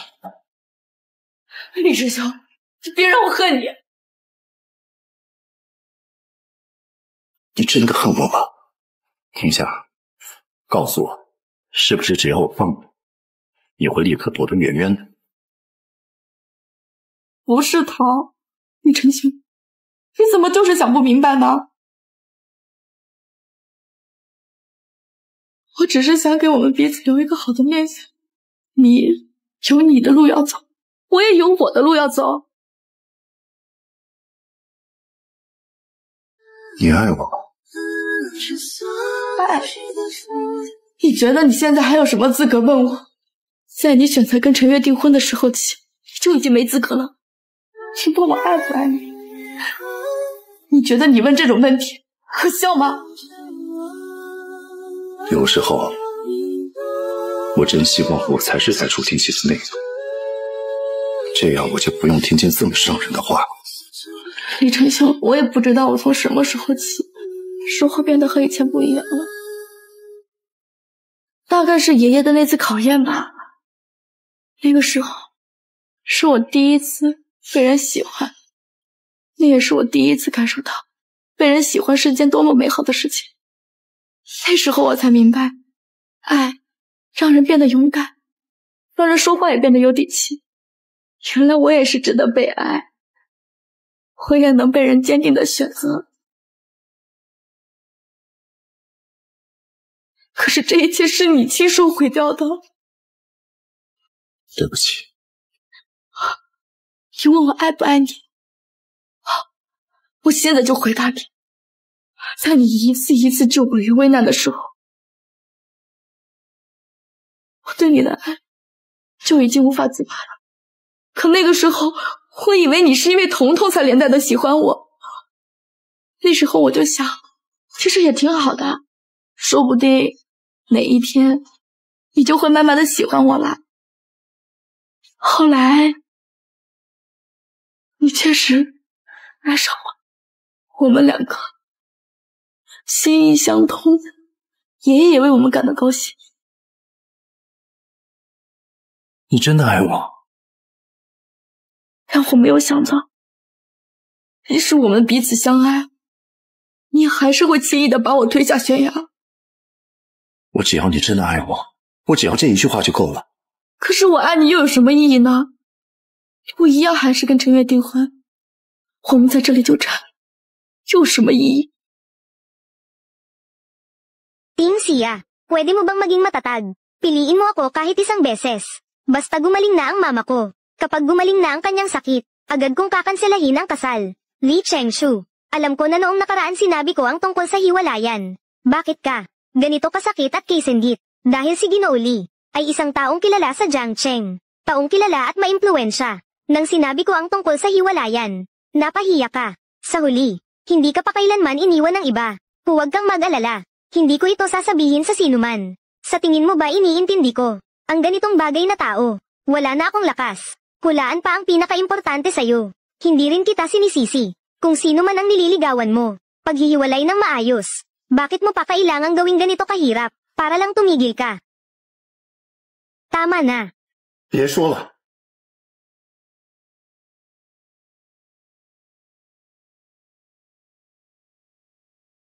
Shen Yu, bakit ka tumatawag sa akin? Ano ang nangyari sa mama ko? Mahalagang pansinin ang sakit ni tita. Pumunta ka na. Mahalagang pansinin ang sakit ni tita. Pumunta ka na. Sia, hintayin mo ako pagbalik ko.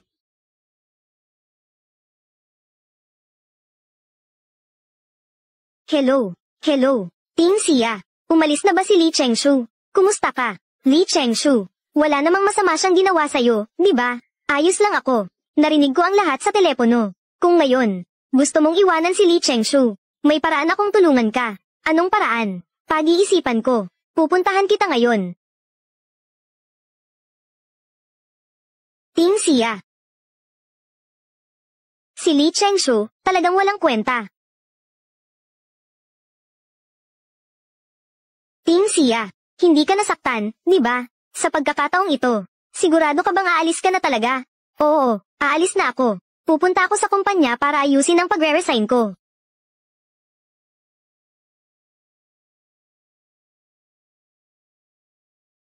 Ay, nako. Nahulog ang engagement ring ko. Pakikuha mo nga ito para sa akin. Nahulog ang engagement ring ko. Pakikuha mo nga ito para sa akin.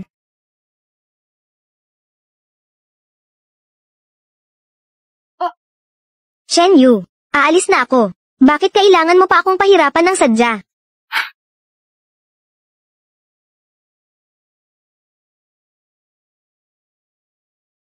Talagang umiikot ang kapalaran. Ano? Noong panahon na, nagsamantala ka sa pagmamahal ng pamilya Lee. Sa labis nilang pagmamahal sa'yo, wala kang pakialam sa batas. At pati ang anak mo, nagtangkang sermonan ako sa harapan ko. Hindi ko akalain na kayong mag-ina, darating din sa puntong mawawala ang inyong pabor. HMPH. Tumigil ka. Ano pa bang gusto mong gawin? Gusto kong sabihin mo sa akin. Batiin mo ako ng maligayang engagement. Sana kami ni Lee Chengshu. Magtagal habang buhay. Magiliw at mapagmahal. Binabati kita sa iyong bagong kasal. Tumigil ka. Gusto kita. Ulitin mo ng buo. Binabati kita sa iyong bagong kasal. Kasama si Lee Chengshu. Magtagal habang buhay. Magiliw at mapagmahal. Binabati kita sa iyong bagong kasal. Kasama si Lee Chengshu. Magtagal habang buhay. Magiliw at mapagmahal.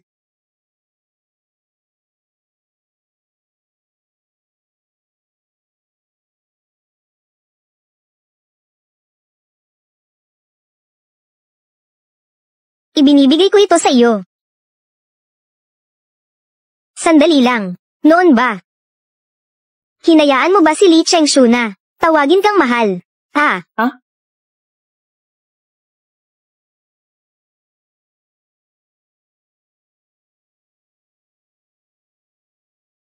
Chengshu. Ako nga. Walang problema si tita. Ako ang may kailangan sa iyo. Pwede mo bang tawagin akong mahal kahit minsan? Kung wala na, ibaba mo na ang tawag.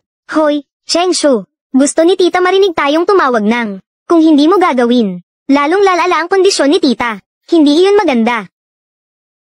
Tawagin mo na. Xiaoma.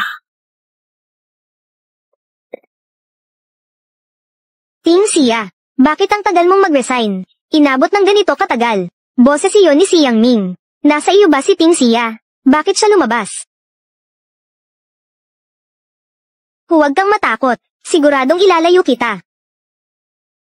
Kalusugan. Ting Xia, hindi ka pwedeng. Kung lalakad ka, sisiguraduhin ko na pagsisihan mong iniwan mo ako. Jiang Ting Xia, habang hindi ka pabagbog sarado, iwanan mo na si Lee Chengshu. Pero na.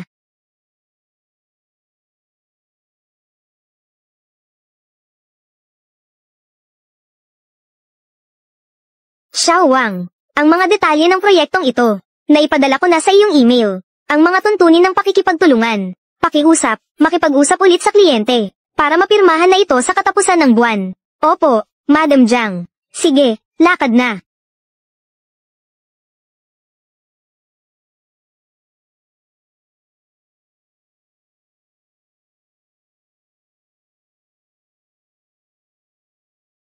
Hello, Xiang Ming. Kanina lang ay abala ako sa trabaho, kaya hindi ko nakita ang tawag mo. May kailangan ka ba? Wala pa akong uwian. Ang tanging ginagawa ko ay magtrabaho. Dahil dito lang ako nakakaramdam ng seguridad. Ting Xia, nitong nakaraang taon, ang dami mong nabago sa sarili mo. Naalala ko noong isang taon. Napakaduwag mo noon, parang isang maliit na kuneho. Habang hinahabol ka ng tita mo at pinsan, para humingi ng pera. Takot na takot kang lumaban. Pero ngayon, hindi ko akalain kaya mo nang tumayo sa sariling paa, at pamahalaan ang mga empleyado. Akalain mo, isang taon na pala ang lumipas. Si Tongtong ay pumapasok na sa elementarya. Oh, Ting Xia, gusto mo bang malaman ang tungkol kay Lee Chengshu? Bakit mo siya binabanggit sa akin? Akala ko matigas pa rin ang puso mo. Kunwari hindi mo matandaan. Iyan ang pinakamayamang pamilya sa Jiangcheng, ang pamilya Lee. Paano ko naman makakalimutan iyon? Ang mga taong ganito, talaga bang ayaw mong malaman? Ano ba talaga ang gusto mong sabihin? Mukhang nalampasan mo na talaga ito. Paano naman ang tungkol sa engagement niya? Mukhang hindi mo rin ito alintana. Kung ganoon, nakakaluwag na rin ako. Hindi ba't matagal na siyang engaged? Akala ko pa naman, nakasal na pala siya. Nitong nakaraang taon, maraming beses siyang tumanggi sa mga alok ng engagement, kahit pa isakripisyo. Ang presyon mula kay Tita Shen. Hindi pa rin siya bumigay sa pag-engage kay Chen Yu. Pero sa pagkakataong ito, ewan ko kung bakit, bigla na lang siyang pumayag. Siguro ay pagod na ang puso niya. Hindi na magawang maghintay na magbago pa ang isip ng kung sino. Wala na rin itong kinalaman sa akin. Sige na, si Yang Ming. Kailangan ko nang magtrabaho. Ibababa ko na ang tawag. Ibababa mo na ba talaga? Talagang kailangan ko nang mag-focus sa trabaho. Sinasayang mo ang oras ko. Ang bonus ko ngayong buwan.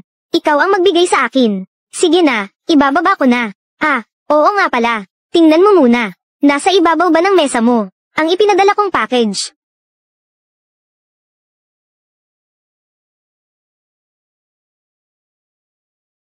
Ano ito? Nahanap mo na ba? Oo, imbitasyon mula kay Li Chengshu.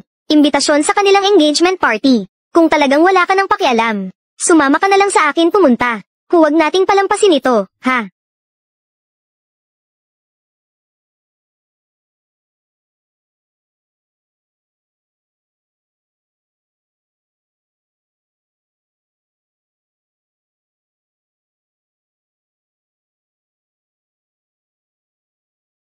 Sabi mo, ang kliyente na nag-invite ay gusto akong makita, tama ba? Papasukin mo siya. Ano ang pangalan ng kliyente? Apelyido niya ay Lee.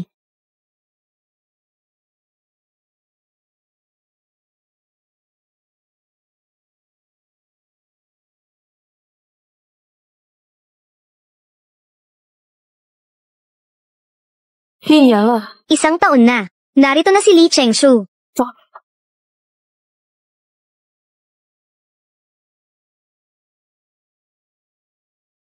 Miss Zhang, kamusta ka? Kamusta, Ginoong Li? Ginoong Li. Ginoong Li, pakibitiwan mo ako.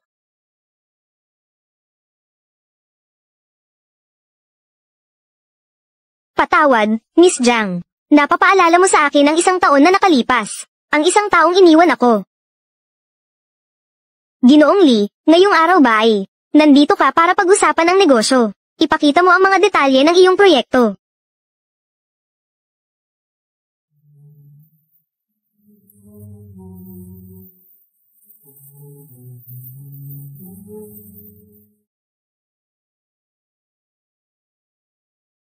Paumanhin. Nasa ang pahina ang detalye ng pondo. Hindi ko ito makita.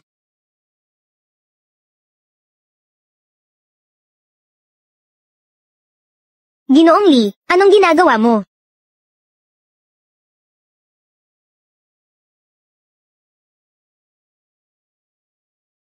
Ginoong Li, anong ginagawa mo?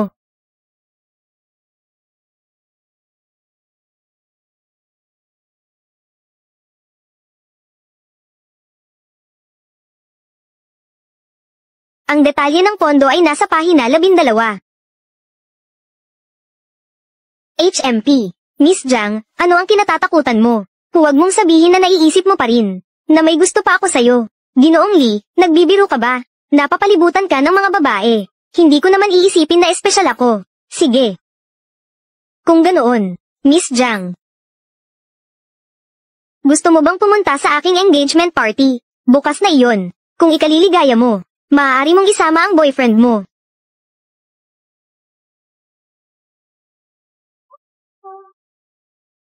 HMP. Kaya pala, Miss Zhang, matagal mo na palang nalaman ang balita. Bakit mo itinapon ang aking imbitasyon sa engagement party sa basurahan? Miss Zhang.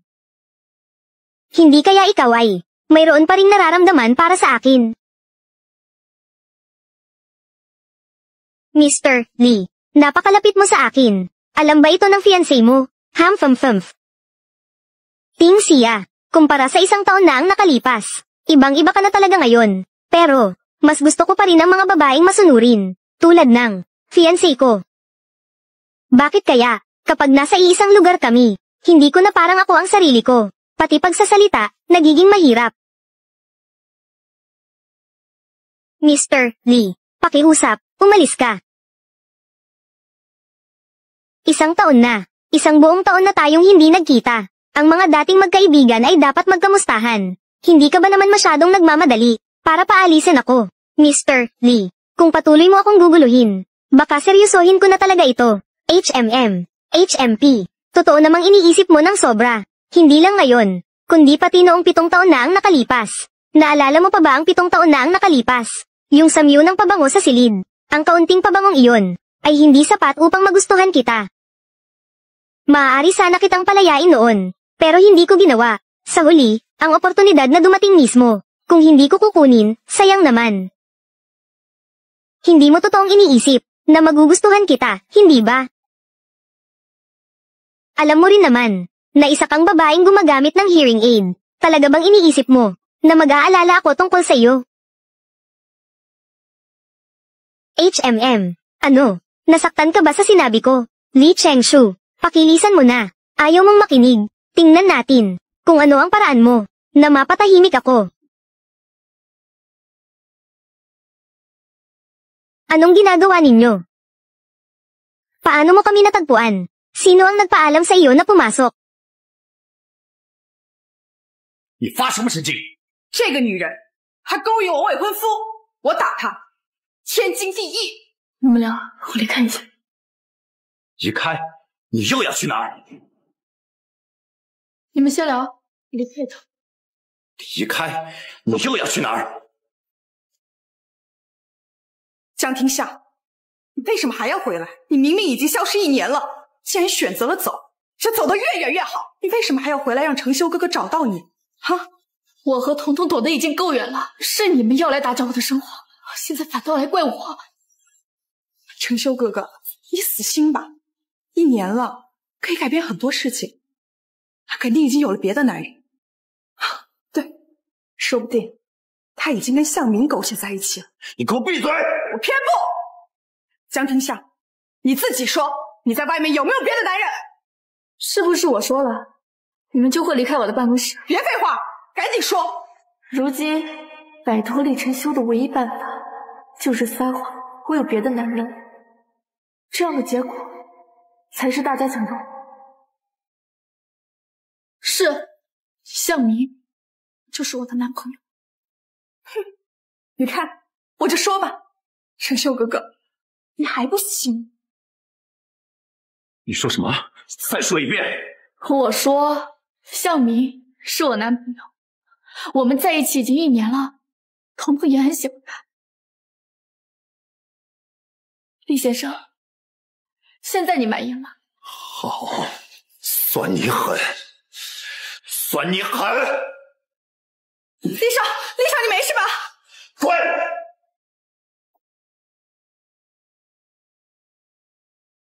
江庭夏，只要我还在一天，你就不可能和程修哥哥在一起。说完了吗？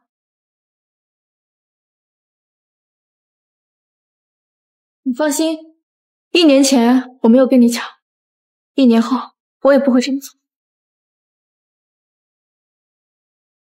你少装大度，订婚宴，我等着你。我要听你亲耳叫我一声厉太。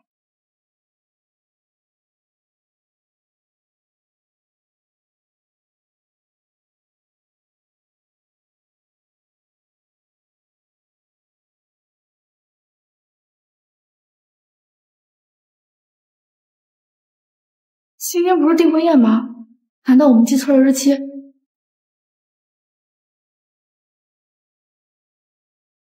盛秋，你究竟在搞什么名堂？订婚宴呢？厉晨修，你又在玩什么把戏？你希望有订婚宴吗？厉盛秋，既然没打算订婚，何必拿天下去开钱？来人，放开我！放开我！厉晨秋，你干什么？厉晨秋，你干什么？他对我的人又搂又抱，我干什么？当然是给他一点教训。厉晨修，向明以前救过彤彤，你不能这样对他。心疼了？厉晨修，你能不能不要像个野蛮人一样？你到底要干什么？彤彤的绘画本在楼上，1年前你忘带走了，你去把它拿走，别碍我的事儿。你扔了吧，彤彤已经上小学了，留着也没什么用。你跟我上楼，我就放不下。一夏，你不要跟他上去，他不管拿我怎么样，这可不由你说了算。你跟我上去，我不会对你怎么样。好，我跟你上去之后，你就要放了小明。提夏，提夏，提夏，提夏！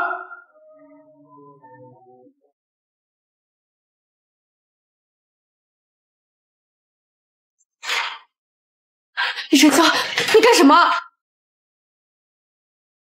这什么味道？想不起来吗？7年前我们第一次见面的时候，酒店里的香薰就是这股味道。我出去！你混蛋！你可以拒绝我，但是你要知道，向明就在楼下，被我的手下按着，你可要想清楚。你无耻！你今天要是这么做了，那我们永远都回不去了。没关系啊，我只要把你们留在我身边就好。向明他根本就不会动你一根手指头。你原本不是爱我的吗？为什么一转头跟别人在一起了？你知不知道你说你跟向明在一起1年的时候，我的心里在想什么？李晨霄，你放开！我是骗你的，我跟小美没有关系。你说什么？我在骗你，我跟小美没有在一起过。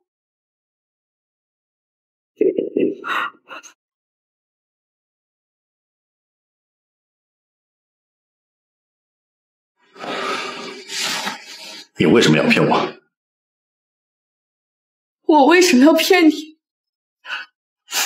竟然反过来问我！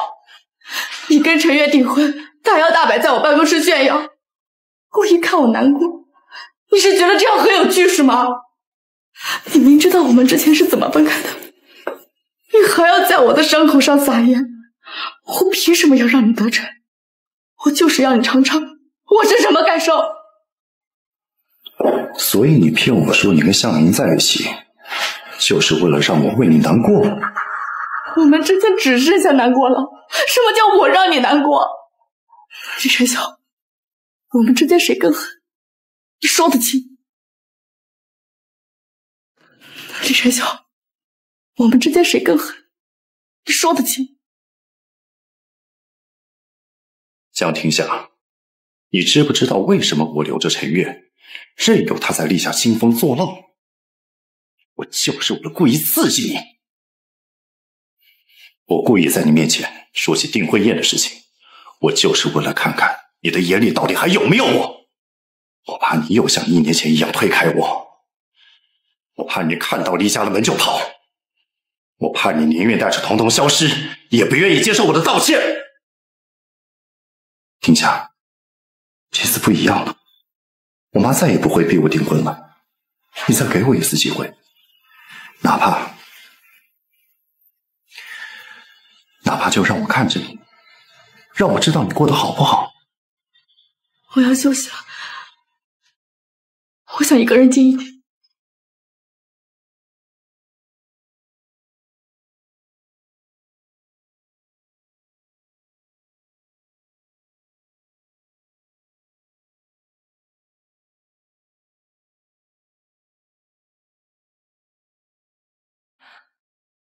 我以为靠装病就能分开你们，害你们分开了整整1年。现在你们又纠缠到一起，难道是我真的做错了吗？程秀，妈怕你被江庭夏拖累，我知道是我做的太过分，但我希望你能理解妈妈。妈，你还不明白吗？我要找的不是完美的妻子，是江庭夏。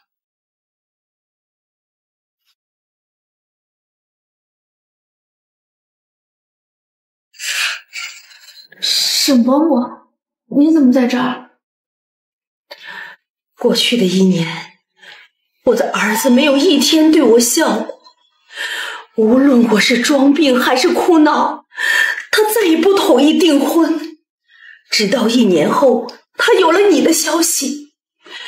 我知道，你们又要纠缠到一起了。伯母，你为什么要跟我说这些？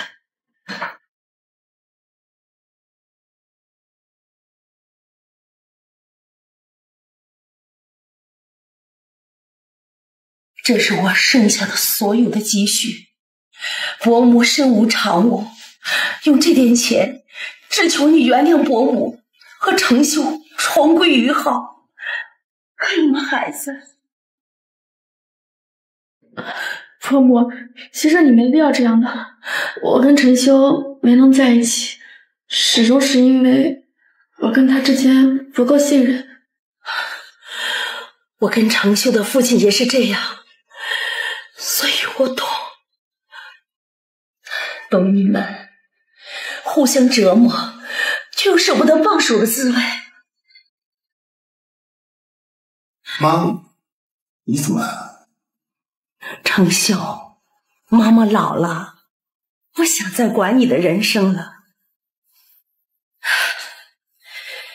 天夏，以后啊，替我好好看着他，别让他再像傻子一样喝闷酒。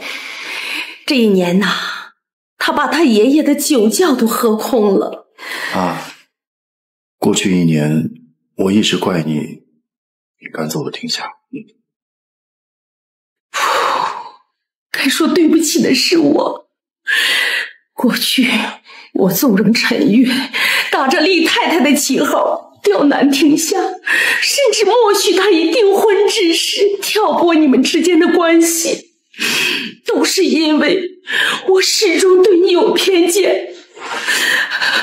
现在我终于知道了，感情不能只追求门当户对。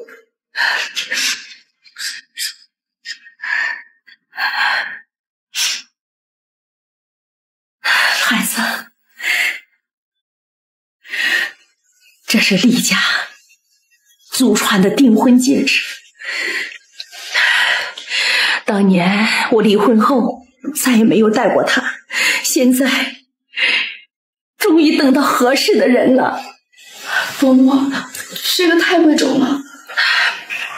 傻孩子，你才是厉家最贵重的珍宝。妈，你终于……臭小子，还不赶快抱抱你媳妇儿！天夏，现在一切都结束了，你还愿意再给我一次机会吗？陈月，她愿意取消订婚吗？不用管他，他只是一时接受不了，他本来就只是我妈的工具人。陈月也是被我连累的可怜人，是我给了她当厉太太的希望。如今我不吃斋念佛，恐怕还不清这罪孽喽。天夏，你还愿意再给我一次机会，为我留下来吗？我要是不愿意呢，你会怎么样？你知道的，明明我一句话就可以把你困在我身边，可是我偏偏怕你的眼里生出厌恶，怕你恨我。我更恨我自己，明明都已经被你伤得千疮百孔了，还是会被你忍不住掉眼泪。对不起，我只希望你别再背叛我。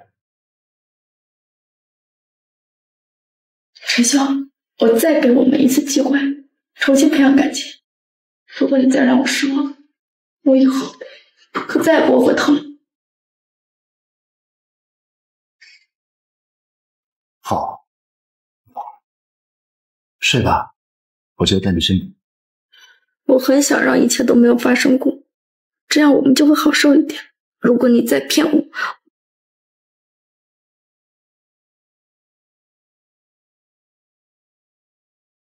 那就罚我给你做一辈子的助听器。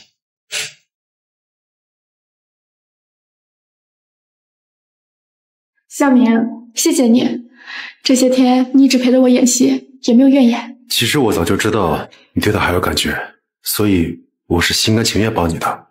我啊，从第一次见到你抱着彤彤冲进急诊室时，我就知道你们俩注定纠缠不清。原来你还记得。婷夏，我是真心希望你幸福。如果他再犯浑，我随时都能带你和彤彤跑路。行了，可以滚了。行了，你可以滚了。得，我的骑士使命到此结束。厉承霄，照顾好你老婆，别再让她哭鼻子了。